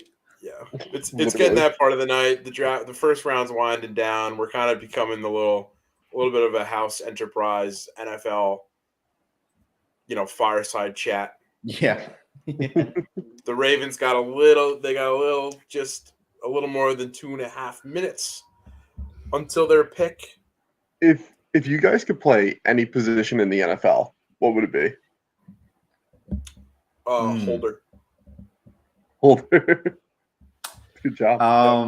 I would want the Tim Boyle kind of treatment for backup quarterbacks. You are the last resort.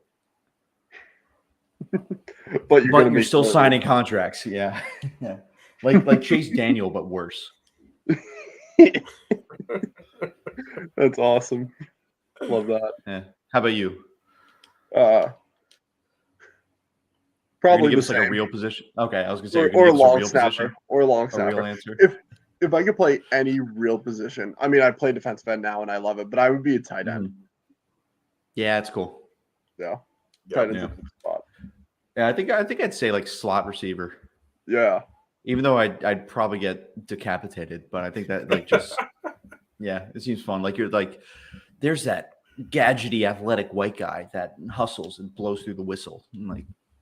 Yep. All right, let's clutch up. We got a pick that is in. Love it. What are we feeling? Joey Nolan Porter Smith? Jr. Joey Porter Jr. Okay. Joey Porter Jr. Okay. He seems very Raven-esque. No Zay?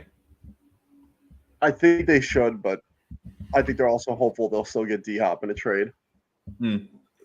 Ravens front office, they're really dapping each other up here. I like their draft board. I don't know how difficult this would be, but you mentioned fireside chats. Could we get the background to be like a campfire? We can get a little. We can get a little. Put a little fire on the war room table.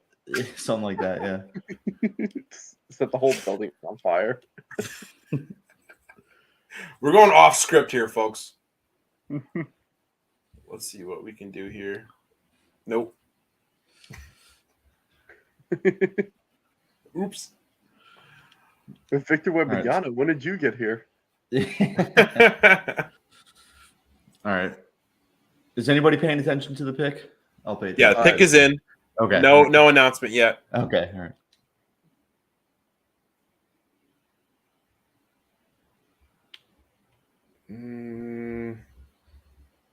Oh, that thing's cool. The big pillar with a fire on top. If they bring the draft back to New York or they bring it to Gillette, we're all going. Oh, 100%. Oh, absolutely. Yeah. Nope. Still If no I'm not announcement wrong, yet. if I'm not wrong, you just pay for. I could be wrong, but I saw somewhere that like it's not that much to get to the draft. No, I mean, you have people standing in like basically Arrowhead Stadium. Yeah. Let's see. Ah! Let's go. Good call, Sam. Wow. I was right. Wow. Zay Flowers. Okay. Shout out BC. Yeah, huge. That's amazing. I've been reading a lot of stuff lately about how New England really needs like kind of a renaissance in college football. They really need to kind of get back into some relevancy, and I think this is a great first step. It's a good start. It's a good start. And, you know, I'm a little biased, UConn biased, but Jim Moore is not doing too bad of a job over there at UConn. No, absolutely. They made their bowl game. Holy Cross is a Patriot League powerhouse in the FCS. Yeah, right. They're in the same league as Fordham, correct? Correct. They're actually Fordham's biggest football rival. Cool. Yeah. God, if Zay Flowers had a good QB in college, he would have been a top 10 pick. Wow. So what do we like out of Zay Flowers here? What do we feel like Baltimore saw in him? Clubfoot, I'll let you go because Sure. I think he is elite. Elite route runner. I'm going to give him the title of elite route runner. I think he's quicker than fast in terms of he's quick and small, not fast and long. I mean, he's going to burn you deep. He's going to get open, and I'm excited for to see him with Lamar Jackson. That'd be really cool. Yeah. Lamar needs a guy I feel like that he can throw like a just a burner. Yeah. Yeah. for me, he is someone who will find the football no matter where you put it. Exactly what you said, Clubfoot. He's quicker than fast. He's a great route runner, and he gets involved in every play. Like if he's not getting the ball, he's not standing around and spectating. He is blocking. He is running off his DB to pull him away for the play. Like that is quite the NFL comparison they just gave him. Yeah. What they gave him, I missed it. Tyreek Hill. Yeah. That's pretty good. Yeah, that's something. I've heard good things about that Tyreek Hill. His tape against Wake Forest is unbelievable. If you have a second to go watch, like first quarter, he doesn't really do much. The ball doesn't come his way, but he makes some incredible plays in that. And there's a great route he has. He burns his DB on a go route, and the QB puts it to the sideline, and he runs into the kicking net. And he still had the DB beat by 5 yards. You just mentioned if he had a good quarterback. It was Jerkovich, right? I think so. Yeah. He was underwhelming. I feel like he was pretty highly touted and just kind of stayed mid. Yeah. It looked like he was trying to be Pat Mahomes, and he's not. And he transferred now. I believe he transferred. I'm not sure where, but So now it's up to the Minnesota Vikings. Clubfoot, you've given them an ultimatum. We have the soundbite. Yeah, we have the soundbite. We don't have it. We can't replay it for you. We'll play it maybe on our Twitter sometime this week if if this doesn't go the way you want, but you said that if they do not draft Will Levis or just a quarterback, if they do not draft a quarterback, they are an unserious organization. They are just in this for kicks. Yeah. If you have a message to the people of Minnesota, what is it right now? To the people Not of the Minnesota. Vikings. No. I'm going to look into the camera for this one. All right. To the people of Minnesota, one, I would like to apologize. Because I understand what it's like to just suffer with like mediocre quarterback play for the better part of 50 years. I know you guys had Tarkenton, way back when, and he was kind of your version of our Joe Namath. But you should, if they do not draft a quarterback here, you should march to the doors of US Bank Stadium, bust through them with light posts, and demand that they take a quarterback, that they cancel that fucking pick. Whatever, I don't know how you do it. Whatever, demand that they go back and take a quarterback, even if it's Hendon Hooker. Listen, I'm not huge on him, but just to show that there's effort being put out there to take this organization beyond what Kirk Cousins has to offer. It's something. It's something. You have to demand better from these unserious leaders of your organization. Thank you. Great PSA. Wow. Way to be. Powerful stuff, right? We've got it all tonight. We've got just some chats. We've got like BuzzFeed quiz type segments. And we've got some serious ultimatums here. And we still don't have a Minnesota Vikings draft pick with less than 3 minutes to go. We're actually approaching the under 2 minute mark here. Well, our stream's on a bit of a delay, so they're probably. Yeah. Well, I've got the stream on one end that's about 40 seconds behind, and I've got the actual the live timer up here, which is now at 150. Mm-hmm. Yeah. Oh, that's how you're getting the pick so early. Yep. I got the picks. Yeah, I got the picks on one end on NFL.com, and then I've also got a full tweet deck going. Next year we should all turn off our Twitter noties. Obviously have the Twitter deck just to have it, but turn off the Twitter noties and only watch the ESPN live feed. So we're all shocked at the same time. That'd be awesome. Make our own little war room. Yeah, literally. Yeah, there's a chance to do this in person in the future with a big board in the background. That'd be sick. Mm-hmm. Yeah. Yeah, have a desk. Yeah. Role play as Kevin Costner. I'll pass on that.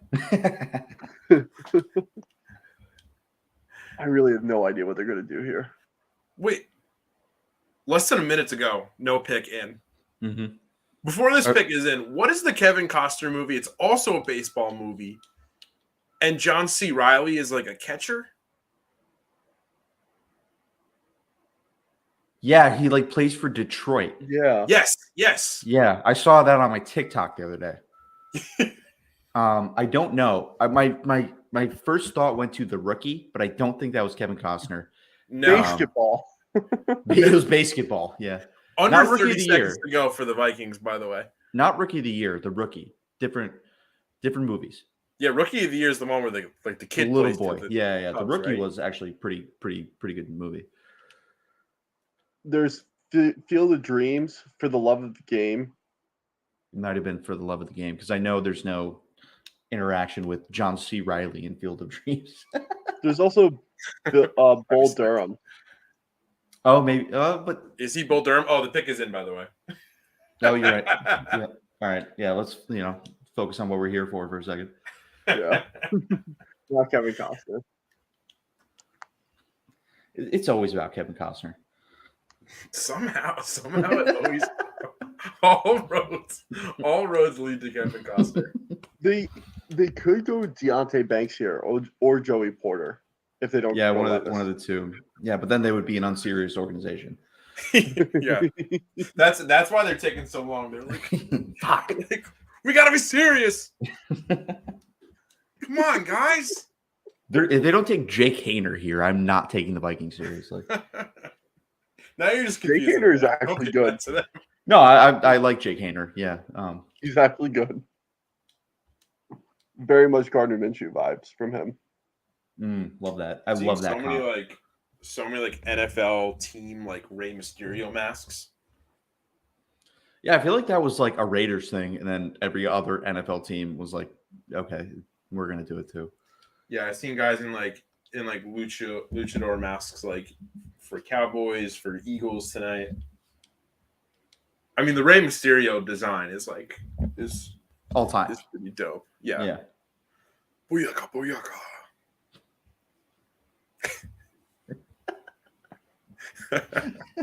Jesus Christ. Well, one of my buddies put in our group chat, "What the fuck, man?" So We've got a pick. Uh-oh. Oh, this is a crazy pick. oh my god. I got it. You guys want to hear it? Not No. yet. I want to see it live. I saw it. I read his lips. Unfucking serious. Okay. I don't hate He's it. so good, though. He's so good. All right, so Jordan, you saw it now? Yep. All right, so it's Jordan Addison out of USC for all those that are just watching us at home, Yeah. which right now is actually 0.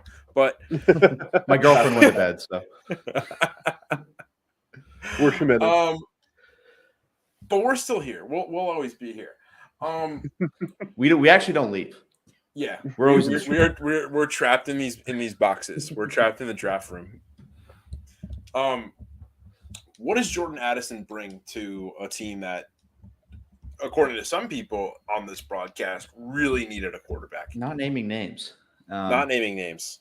No, Jordan. I'm giving you this one because He's- I had my piece. He's Devontae Smith without the size concerns, right? Like he's gonna beat you one-on-one. You can't press him because he has an unreal release package off the line. He has incredible yards after the catch ability in creating space, making guys miss. He'll have a linebacker or a corner heat-seeking missile at him, and he'll bend in ways you don't expect.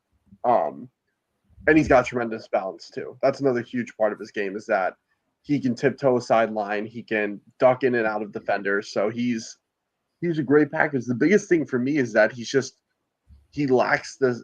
I know I just said it's Devontae Smith without the size issues, but for me he plays exactly at his size. Where Devontae Smith plays like he's 6'2", 200, Addison plays at exactly 5'11", 175. Like you know what you're getting out of him, but he will extend for plays when he needs to. So he's a good receiver. He is. If we want to have a safe receiver ranking, it's JSN and then it's Jordan Addison. We've got another trade. The Jacksonville Jaguars were originally supposed to pick at 25, but we've got a trade now. They've given that pick to the New York Giants, who will now pick twice in a row. Still waiting to see. Okay, Did Jacksonville move back? Because I'm seeing it on the tracker. Jacksonville 24 for 25, 160, and 240. Is that correct? Yes. Okay, so no, that's yes, 25th overall.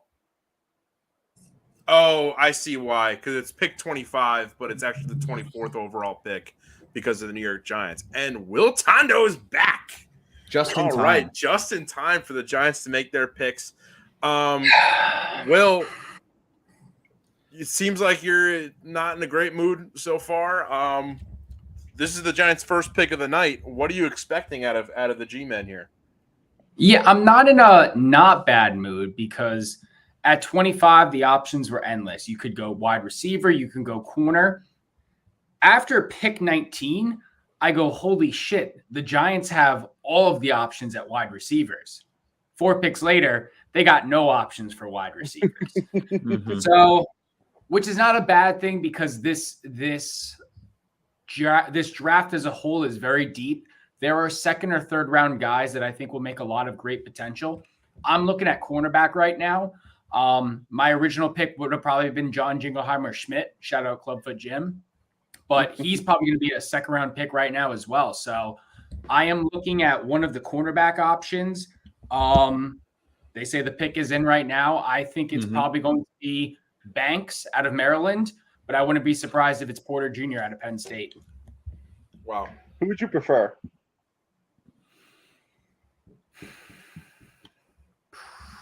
Probably Porter Yeah.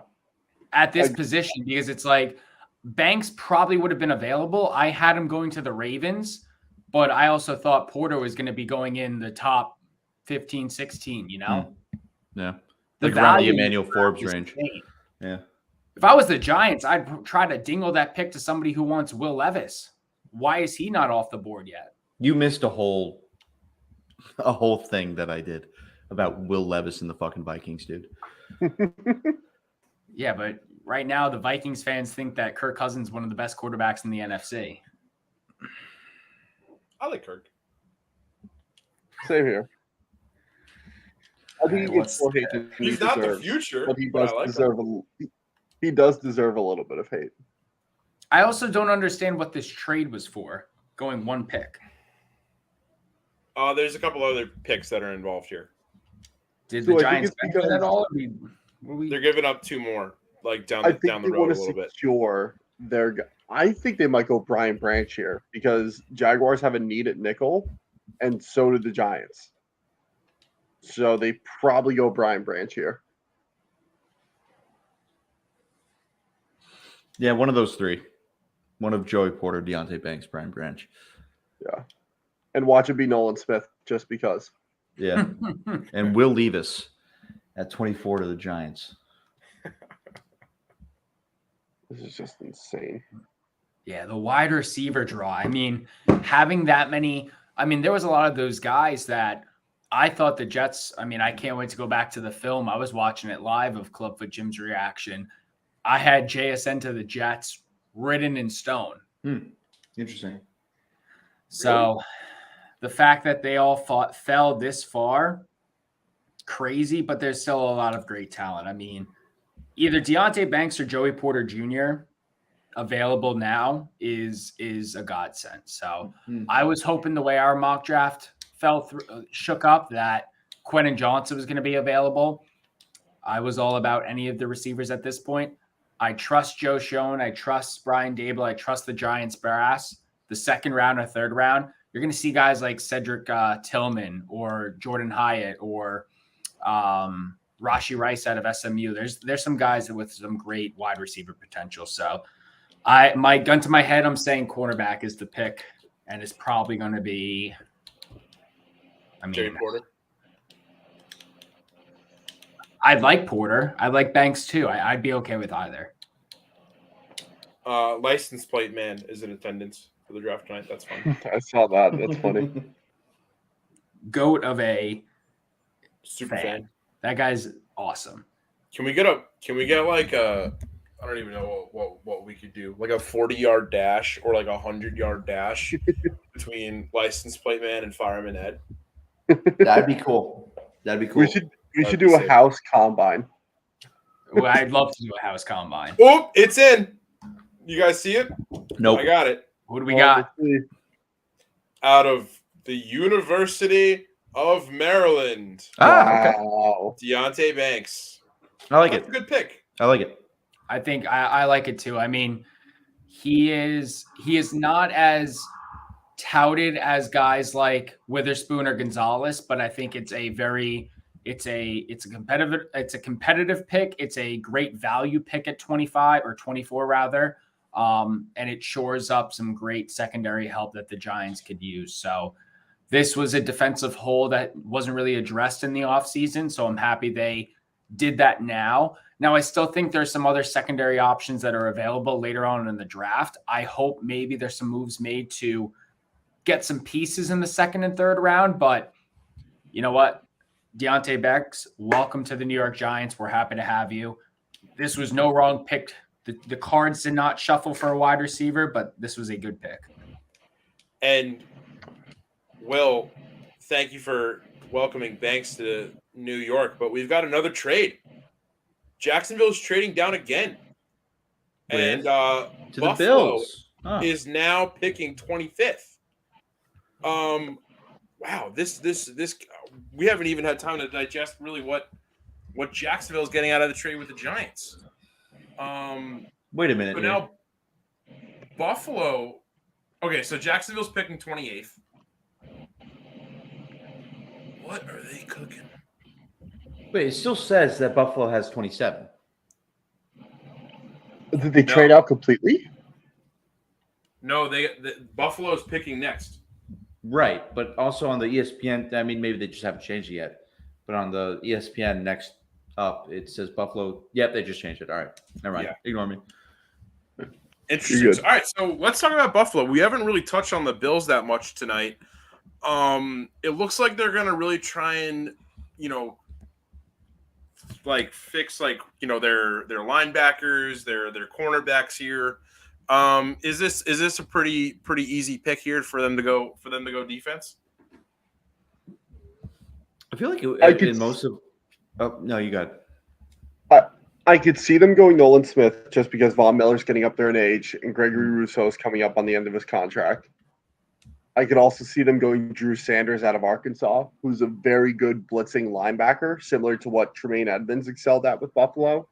They could go with him there. I think it's very early, especially to trade up for a linebacker like that. They could be going Steven Villa or Osiris Torrance or John Michael Schmidt. They could be going interior line. Who knows? A lot of names. A lot of names there. A lot of names, but it's either O-line or front seven of the defense. I don't see them doing anything different. Interesting. Do we have an update on what the trade parameters were? Let's see. Yes, 25 for pick 27 and 130. That's what Jacksonville's getting. The 27th overall and the 130th overall. No. Just seems like they're trying to just Wait, so the Giants traded. multiply their picks. The Giants traded 24 for 25, 160, and 240. I mean, shout out to the Jaguars. Yeah, The, taking it and to the the Jaguars. limit. And not to rub salt in the wound, but you think about what Philadelphia gave up to move up one spot. It was just a future fourth. You guys, Pick us in. don't start with me. Clubfoot Jim. Listen, man. I got fucked over by New England earlier tonight with Broderick Jones. So So I'm feeling it. I'm feeling it too. based on where the board is right now, there's 7 picks left, and there's 7 guys available that have a first round grade. One of them being Will Levis. Mm-hmm. Do you think a team trades up into these final 7 picks to take him, similar to what happened with Lamar back 5 years ago? I would be disappointed if someone didn't.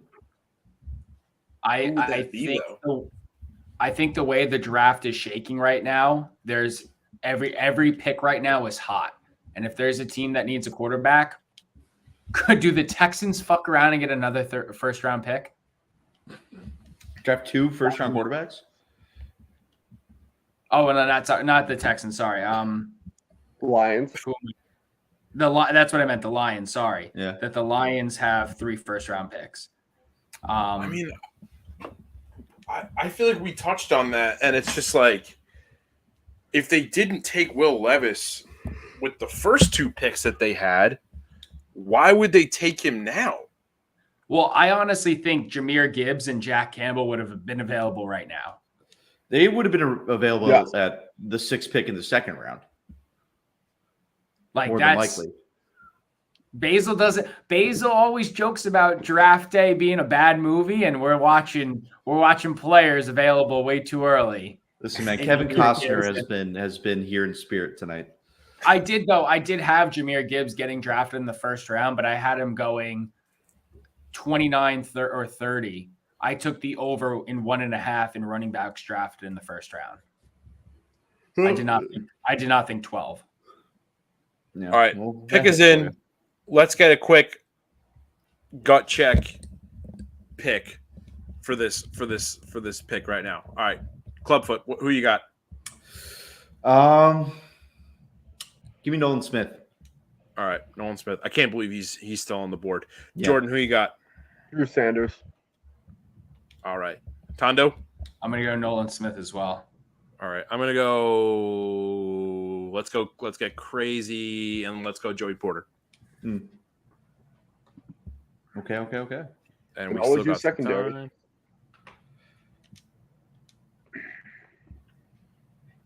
Damn, so weird. Such a strange night. Strange night of drafting. Strange night. I still can't get over how the Texans duped us. Yeah. That was fun. Mm-hmm. That was And cool. Jordan, you still got your guy too. We got someone. I'm happy about it. Whoa! Oh, What Wow. the heck? wild card. Wow. All right. All right, for those of us that are just watching us grunt, they took Dalton Kincaid, the tight end out of Utah. All right, guys, what does Dalton Kincaid bring to the Buffalo Bills offense? Where does he rank among Josh Allen's weapons? I think Immediate he's number 2. Immediate number 2. Really? How Well, does 'cause Dawson Knox feel about this? I think Dawson Knox takes over the more traditional tight end role because Dalton Kincaid isn't necessarily your blocking, do everything kind of tight end. He's more vertical threat, stretch the field kind of guy. Who's their running back? Good question. He's Devin not- Singletary. He James signed Cook? somewhere else. James Cook, yeah. James Cook. Oh, is what's his face still there? Naheem Hines? No, I don't think so. No, He's his free contract agent. expired. Yeah. So I mean, Wow. Um, So you think they go for a running back in free agency? I gotta fact check this because Their running backs I mean, there's are plenty. James There's Cook, plenty of good running backs in this draft. Mm-hmm. just James Cook, Damian Harris, and Naheem Hines. Damian Harris, right. Harris. Okay. Oh, Damian But I Harris. mean, sorry. a dual tight end threat of Dawson Knox and Kincaid. I guess that's pretty solid because especially the fact that the Bills lost out. I mean, they still have Stephon Diggs and Gabe Davis, but their wide receiver room's kind of on the lighter side as well. Yeah, definitely. I think this could work with Kincaid as like a H-back slot guy. And especially if they want to run more QB power type plays with Josh Allen, Dalton Kincaid, Dawson Knox are decent run blockers on the edge. So you get the size. I wonder if they jumped. I wonder if they jumped the Cowboys for Kincaid here. I think the Cowboys were always going to go Michael Mayer here regardless. But Interesting. Okay. I Let's did. talk about that now. Bijan wasn't available. I Yeah. listened to Jordan's Juice, and I had Kincaid as the first tight end overall and in this pick range. So 2 bets that hit. Thank you. Nice. You got it, buddy.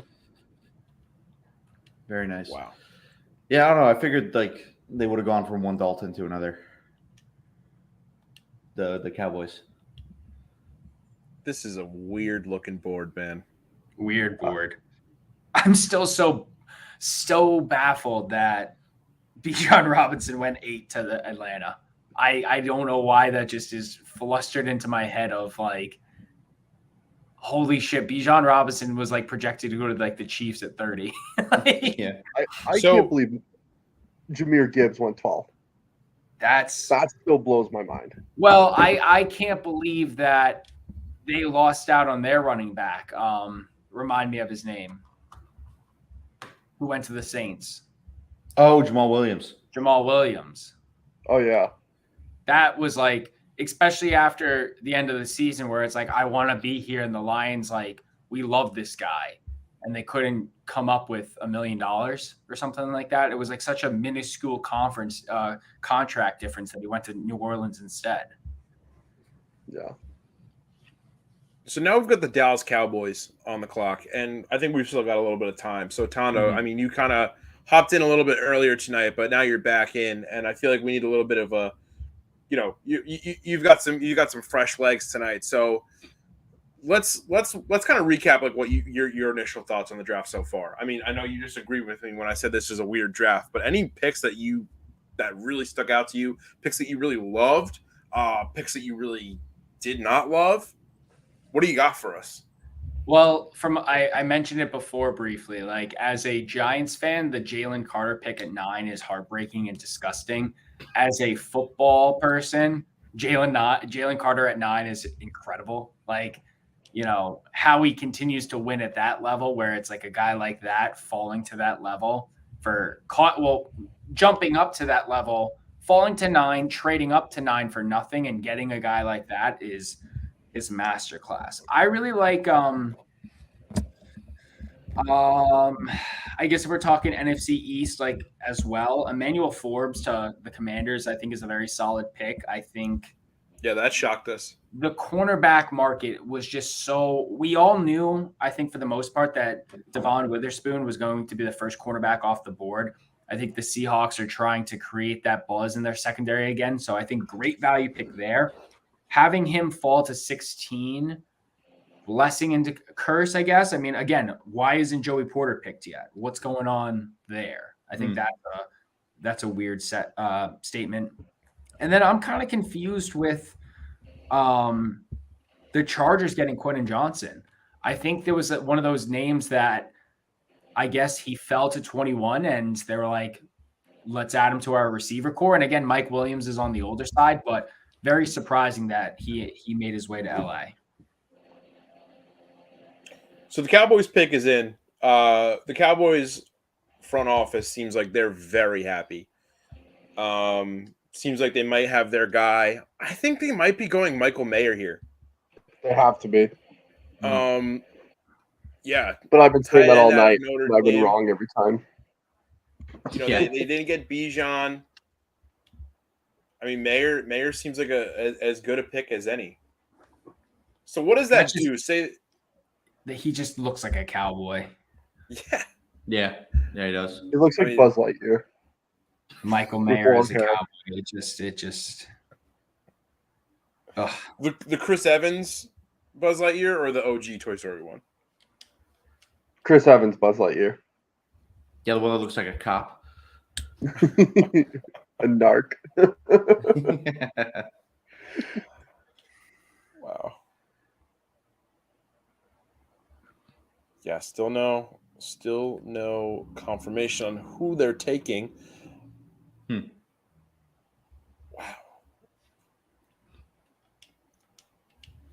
I'm really curious what the Giants would have done if one of those receivers fell to their lap. If they would have just said, all right, last one standing, let's pick you. But to move up to 24 to get Deonte Banks makes me seem like that he was always going to be their guy. Yeah. If available.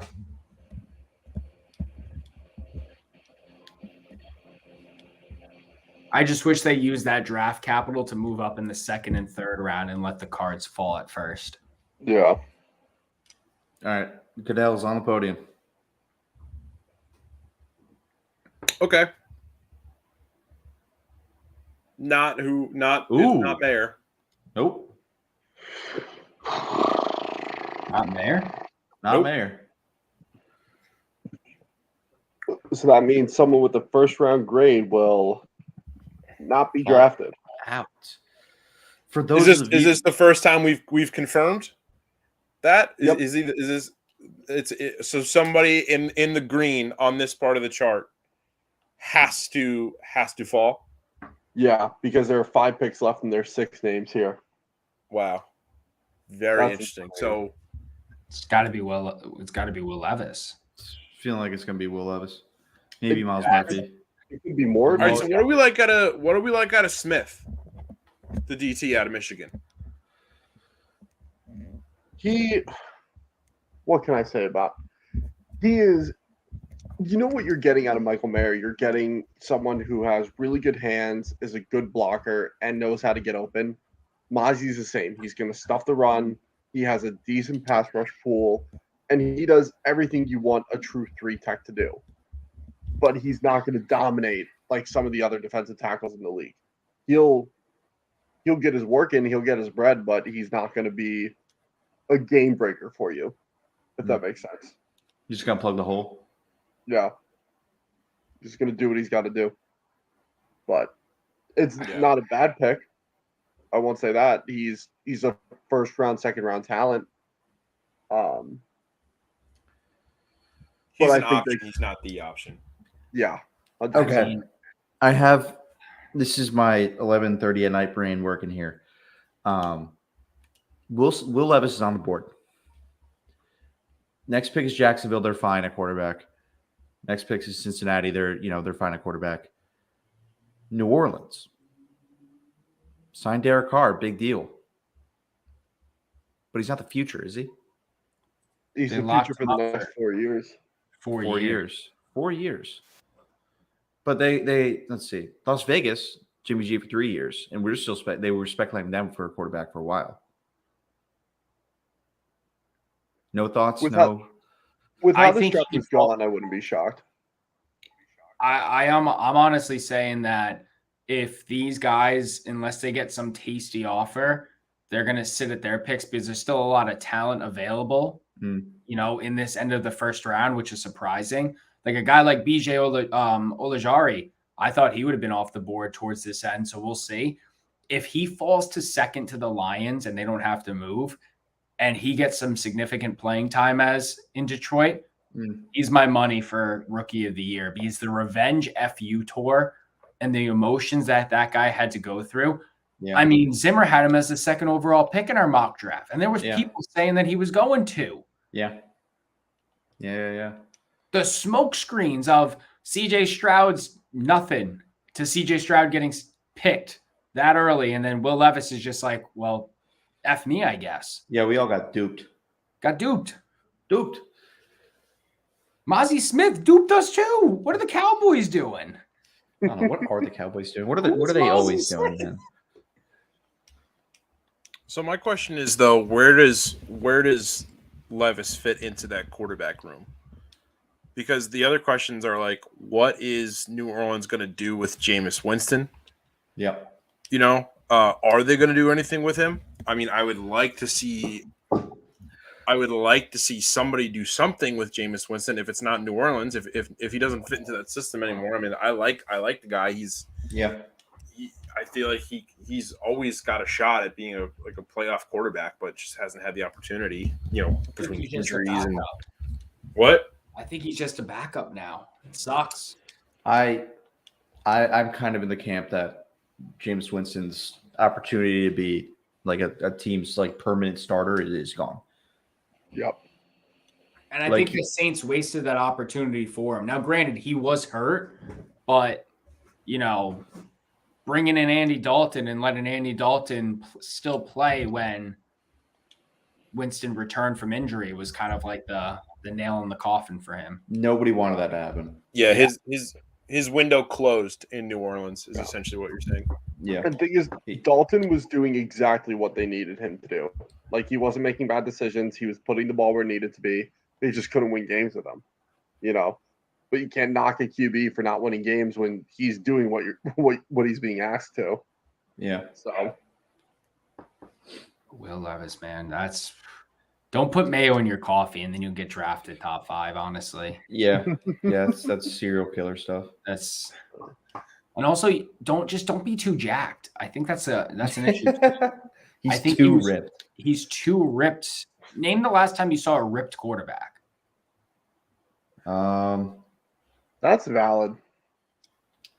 That's a valid Mac Jones got a beer belly. Not saying Mac Jones is the Messiah, but he's kind of anti-Will Levis when it comes to body proportions. Yeah, he got drafted, way before Will Levis has. Yep. Makes you The think. Anthony Richardson is jacked too. But that's this draft. So, Yeah. I mean, Cam Newton's like I always felt. yeah, like Cam Newton was pretty pretty big. muscular. He's pretty swole. Josh Allen is also I'm huge. so excited for Anthony Richardson in Indianapolis. I think that's a Dude, that's a perfect fit for him. That's really fun. Yeah. It's gonna be a really fun pick. Before That this is the second girl I've seen on his arm. That's weird. There's a blonde chick next to him, and now there's this girl in the red. Maybe the blonde chick was the sister. That's true. Maybe. Maybe. Tana, we were talking about this when we were talking about the mayo and the coffee. Like, what's the limit of like putting mayo on things? I mean, obviously, coffee is like way past the limit, but like, do you dip French fries in mayo? I'm not opposed to it, but I don't actively do it. Yeah. Can I give a gross one? Oh, Yeah, give the yeah. gross one. I'll say it after Pause, the pick. pause for a second. Interesting. Okay, Solid. that's my top. That's a tackle good. right That's there. a good pick. That's a good pick. All right. Good for them. Jaguars take offensive tackle Anton Harrison out of Oklahoma. So that means now 2 guys, projected first round guys, are going to fall out now, right? Not even projected first round grades. Like they First should have round been grades. locked for the first round. So, can you go back to that list, Jordan? Oh, sorry. Yep. I mean, knee-jerk reaction. We already talked about Will Levis. Who do we got? Bengals, Saints, Eagles, Chiefs. The thing Who's is, the the Saints, Nolan Smith fall. the Saints and Chiefs both need edge defenders. Hmm. So either I would assume both Miles Murphy and Nolan Smith are gone with those 2 picks. But I also think the Bengals go offensive lineman here, Same. which then pushes another one out. And if they're going offensive line, you might as well go DeJuan Jones, massive right tackle. Yeah. Or Steve Avila. They don't really need a guard though. I mean, they do, but they need tackle more than guard. Yeah. I think Michael Mayer's the odd man out, unless the Saints say, "F it with him." Yeah, they could. I think they like Jawan Johnson, but Mayer's better than Johnson already. So, pick's already in for the Bengals. Yeah. Quick. And Eagles I will love probably that go. though. Efficiency. There's no need to take the full 10 minutes. I was the worst kept secret ever was Bryce Young to the Panthers, and that took 20 minutes. Yeah, Teams, I feel like a lot of teams with the first pick like to take that time. It's just commercial ads they're selling. I don't know why. Yeah. All big media. Yeah, I feel like a lot of teams have really let the clock run down. I mean, there's been so many trades tonight. But yeah. So Will Levis is definitely out of the first round, right? Unless we see some miracle trade. Feels of a like it, team unless there's a trade. that randomly needs a quarterback.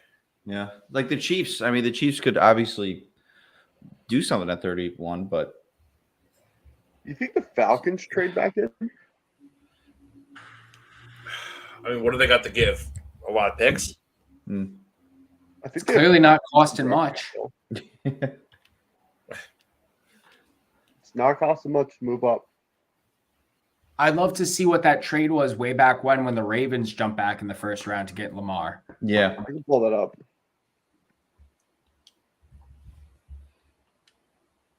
It's probably, in hindsight now, Lamar has the highest paid contract, and those other picks are probably useless if you really think about it. Hayden Hurst, who was picked before him, is on his 3rd team. Yeah.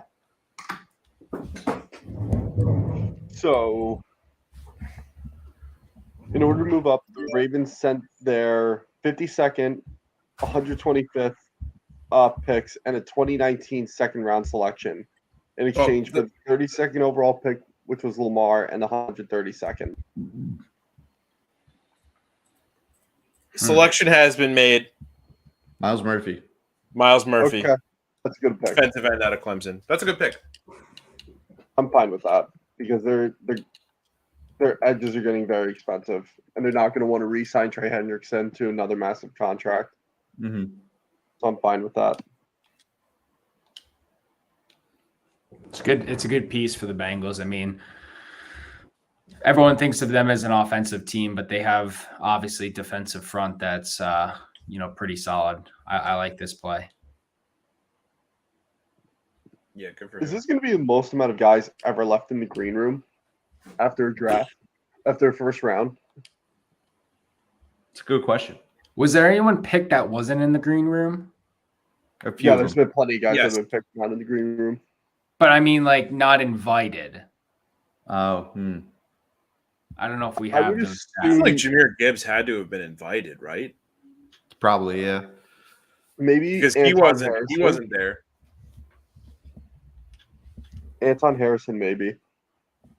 I feel like he had some first round buzz around him too. What was the over under for offensive line? Was it 5.5 or 4.5? 5.5. Wait, no, Oh, you might be right at 4.5. I think 4.5 was QBs. 5.5 might have been O line. What are we at right now? 5.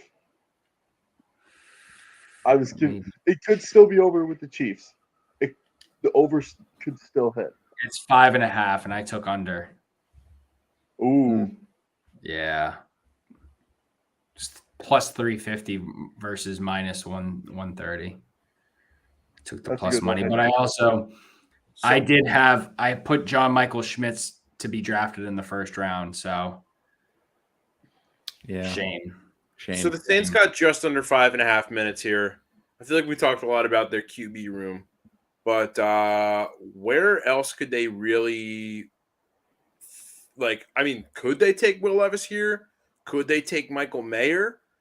What's the best spot? What's the best pick for them? Is the best pick for them right now not a first round grade guy? I think you could go either edge Nolan Smith or tight end Michael Mayer. They lost a lot of pieces on defense this offseason.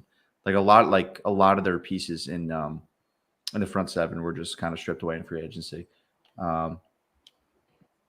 Michael Mayer would be cool too. Like Jordan said, they really like Juwan Johnson, but I mean, I think Michael Mayer's better prospect currently than Juwan Johnson is in the league. And Will Levis, man, I don't know. I'm going to feel bad if he falls out of the first round. Yeah, it's tough. It's tough. It happened with Drew Lock however many years ago, and I mean, probably rightfully so if we think about it.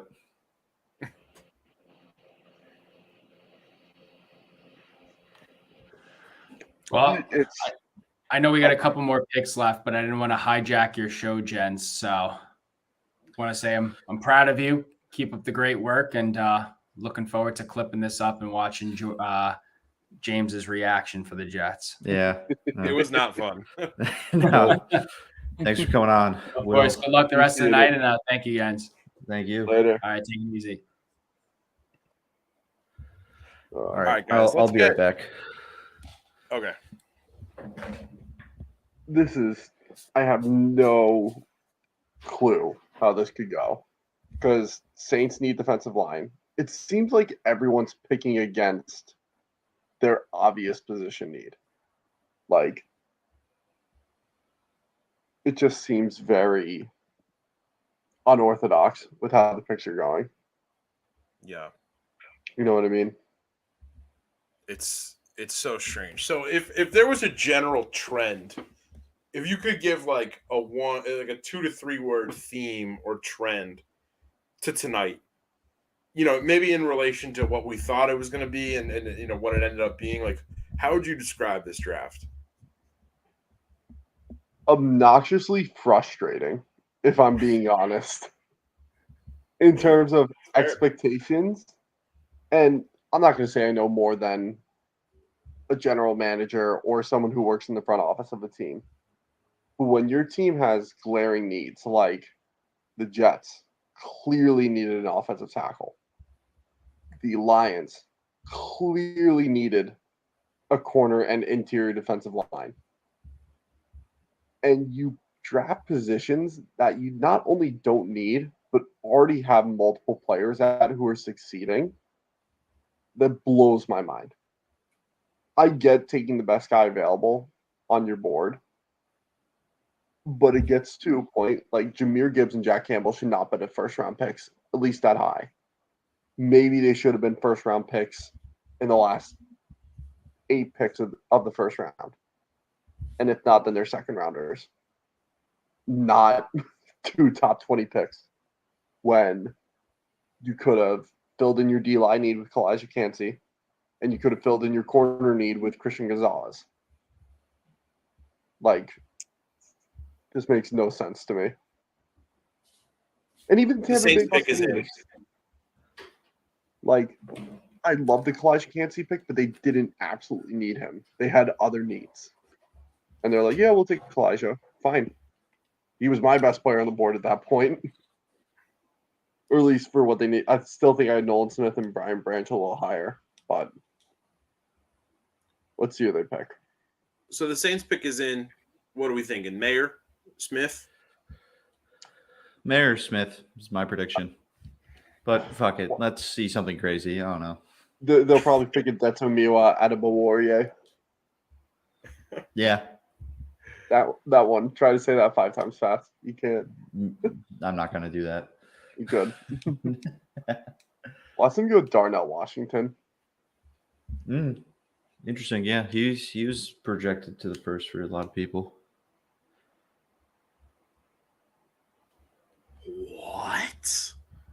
What?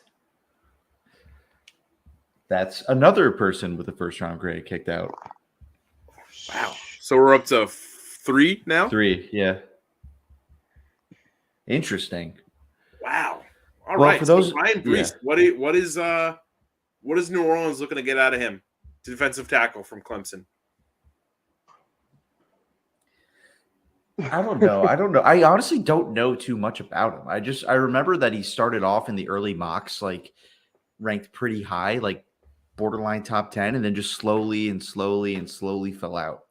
I'm not too sure why. He had a shoulder injury this year. I believe it was a shoulder injury. He played through it, but he clearly wasn't as good as he was in 2021. Him and Myles Murphy, their 2021 tape is insane. They were both very good in 2021. With that being said, Brian Bresee does not pop out of the stance. He doesn't explode out of the stance. He kind of just extends his arms out, and he's so strong that he can just will his way through guys. I actually like him better more as an outside defensive tackle, like more lining on the tackle rather than aligning on the guard.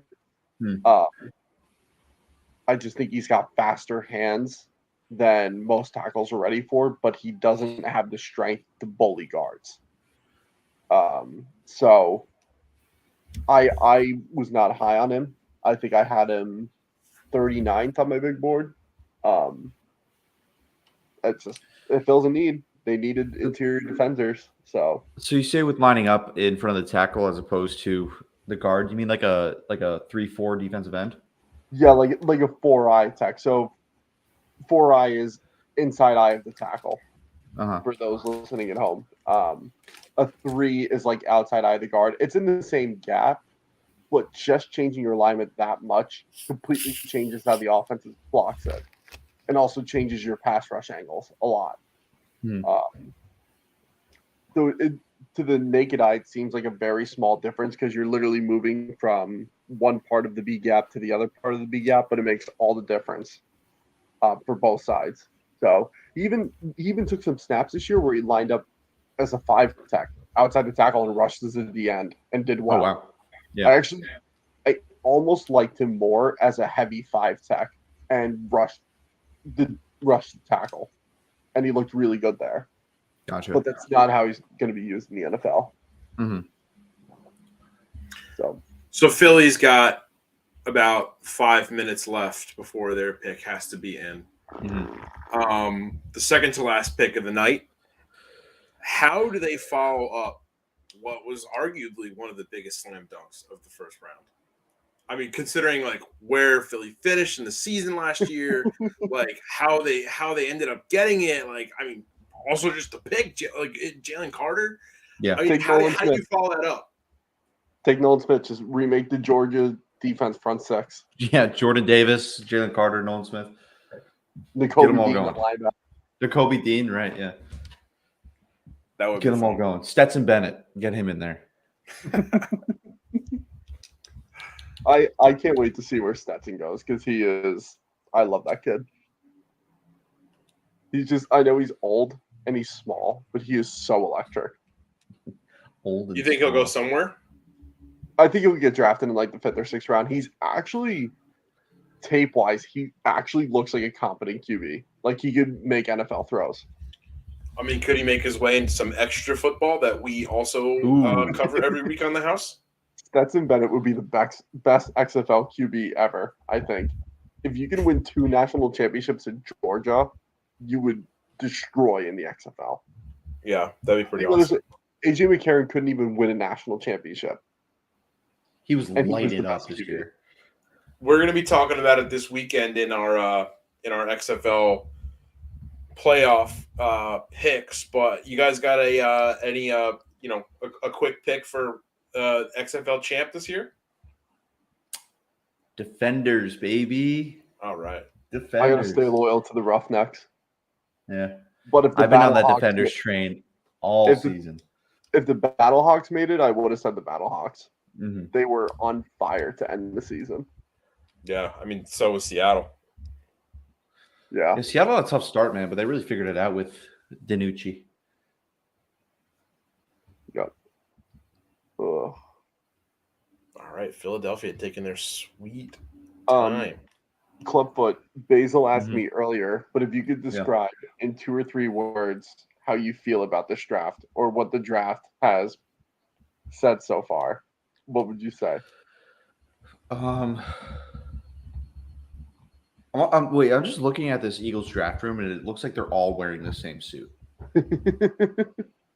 That's awesome. I don't know. I don't want to pick like an ordinary word, like unexpected, or what did you say, Jordan? I said obnoxiously frustrating. I like that. I like that. Pick is in. All right, I'll say it after this pick. Oh wait, no, it's happening like immediately.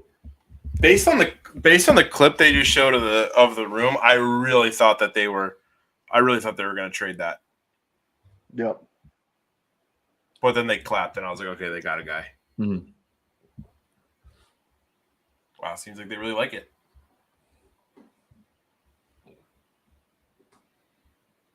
Watch me, Michael Mayer. That'd be crazy. Pair him up with Dallas Goedert. Similar to That'd what be the Bills elite. are doing.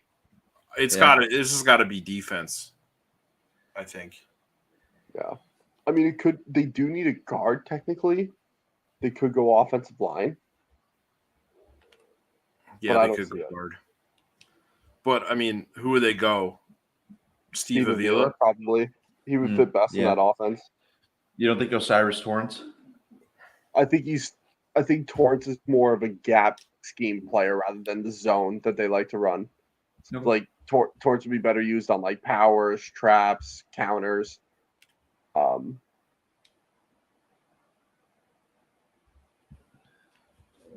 Whereas the Eagles run a shit ton of zone.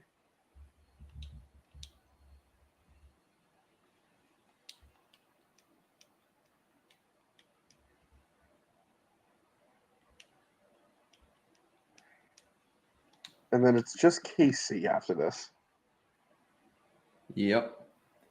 which they One need. more spot for Willie Levis. Actually, they showed a guy with a throwback Eagles jersey where when they wore that like a bright green. The Kelly Green. Yeah. And James, I have this this Wayne Corbett Jets jersey, Yeah. but like I feel like a Wayne Corbett like throwback jersey is kind of like weird because he's a guy that played for both the Eagles and the Jets. Yeah. And there are like various points in time where like the Jets and Eagles throwback jerseys look really similar. Identical. Yeah, I know exactly what you're saying. So like I like really had to do some like when I was buying it, I bought it at thrift store. So like after I bought it, I got home. I was literally doing some like Pawn Stars level like authentication to figure out like what team it was for. Who is this? Yeah. The Jonas Brothers? Oh, it's No, this is Dude Perfect. Oh God, they're fucking everywhere. Love them. I don't care if I sound like You sound like you're 12. Yeah. That's fine. I love Dude Perfect for no reason. They're corny as fuck. They But ruined the they're- integrity of the Masters.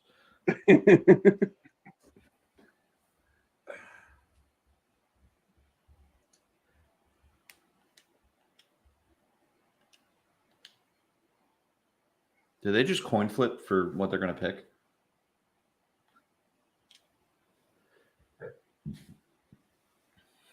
I have no idea what the coin flip was for. Imagine if the coin flip was who would pick next. If KC would take their pick or not. Oh wow. Okay, it's in. Hold on. Do you want to hear it first? Oh, there we go. They did it. Nice. All right, Nolan Smith, outside linebacker, out of Georgia. Philly has double dipped for the Bulldogs, and they went with Nolan Smith, and he's going to be paired up with Jalen Carter. That is really fun. This is cool. I think it's like Philly's Eagles are- front seven is like they're big dudes, and he's like the opposite. Like he's a little undersized and fast.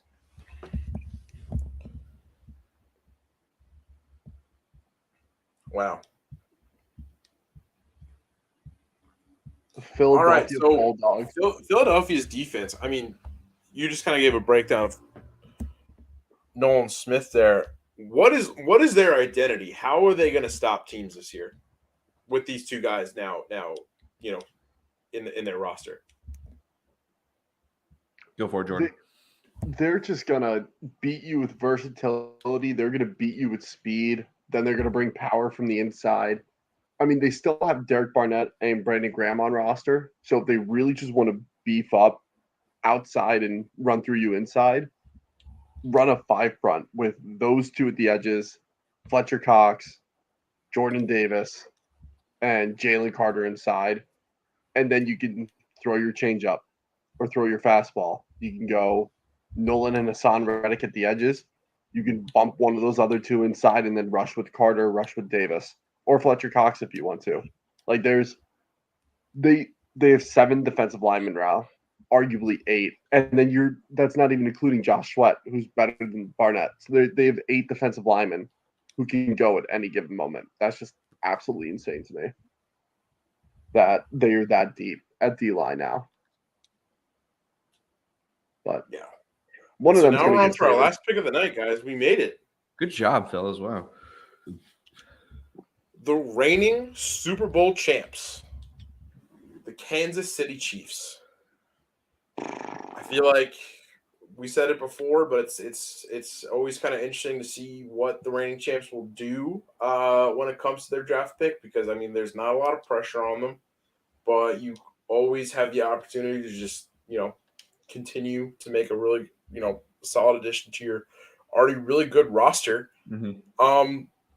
Where do you see holes in this Kansas City roster? Where could they possibly, really improve and try to go for a strong title defense? I mean, they're one of those teams that they're always gonna make a strong title defense, but how could they, really do that even more? Oh, here come the Vince Lombardi trophies. I think you could go with a tackle. I think Juwan Taylor's more of like a bridge tackle than a long-term solution. But that being said, is it like the top guys are pretty much gone, and Anton Harrison even wasn't necessarily a first-round guy. So do you go? Oh my God, Juwan Taylor, was that his name? Juwan Jones. Juwan Jones. Yeah, that's the big guy who slides in at right tackle. You could go with that. I think edge is always a good option, even though the last two guys are kind of gone. Uzama, I'm a big fan of out of Kansas State, but Yep. I don't know. We'll see. Trade with somebody and get Will Levis off the board, so I stop having to look at his sad face. Feels bad, man. That's an L for Connecticut. 2 minutes left to go until the Chiefs make their pick.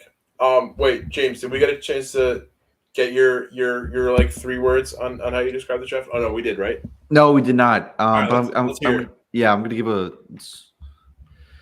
they duped us. They duped us. It was all smoke and mirrors, and they had us going for it. You got bamboozled. We were bamboozled, man. absolutely Some could say. flabbergasted. Mm-hmm. That's how I'm feeling now. About a I minute 30 until this pick is in. Final pick of the night. have no idea what they're going to do. They need a right tackle, but they can also live with it like they've been doing. And then part of me is like, well, if they don't go tackle, they need defensive line. And my past two mocks, I've had a Dedo go in there, and he's available, Mm. and he's versatile. You play inside, play outside. It'd be a reach for him to go this early, but he might, seeing as there's been 5 or 6 reaches this first round already. They're making a call. Picks in. Somebody's on the phone. I do see Coach Reed. He's in the room. Pick is in. Oh boy.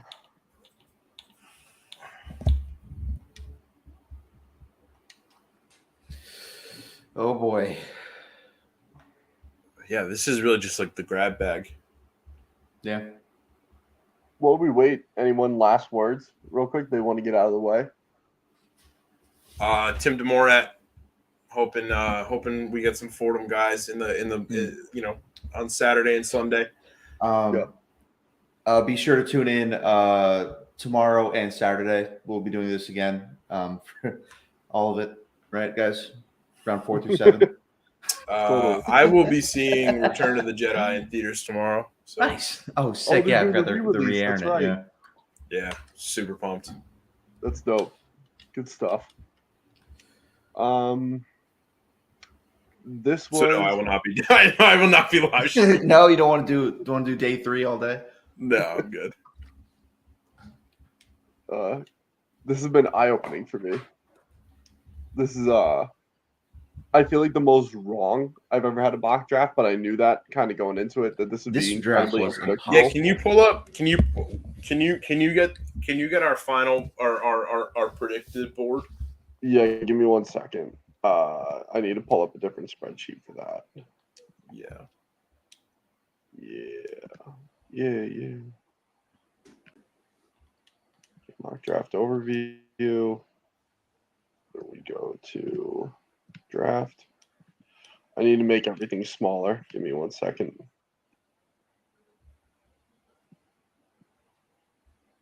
That's small enough there.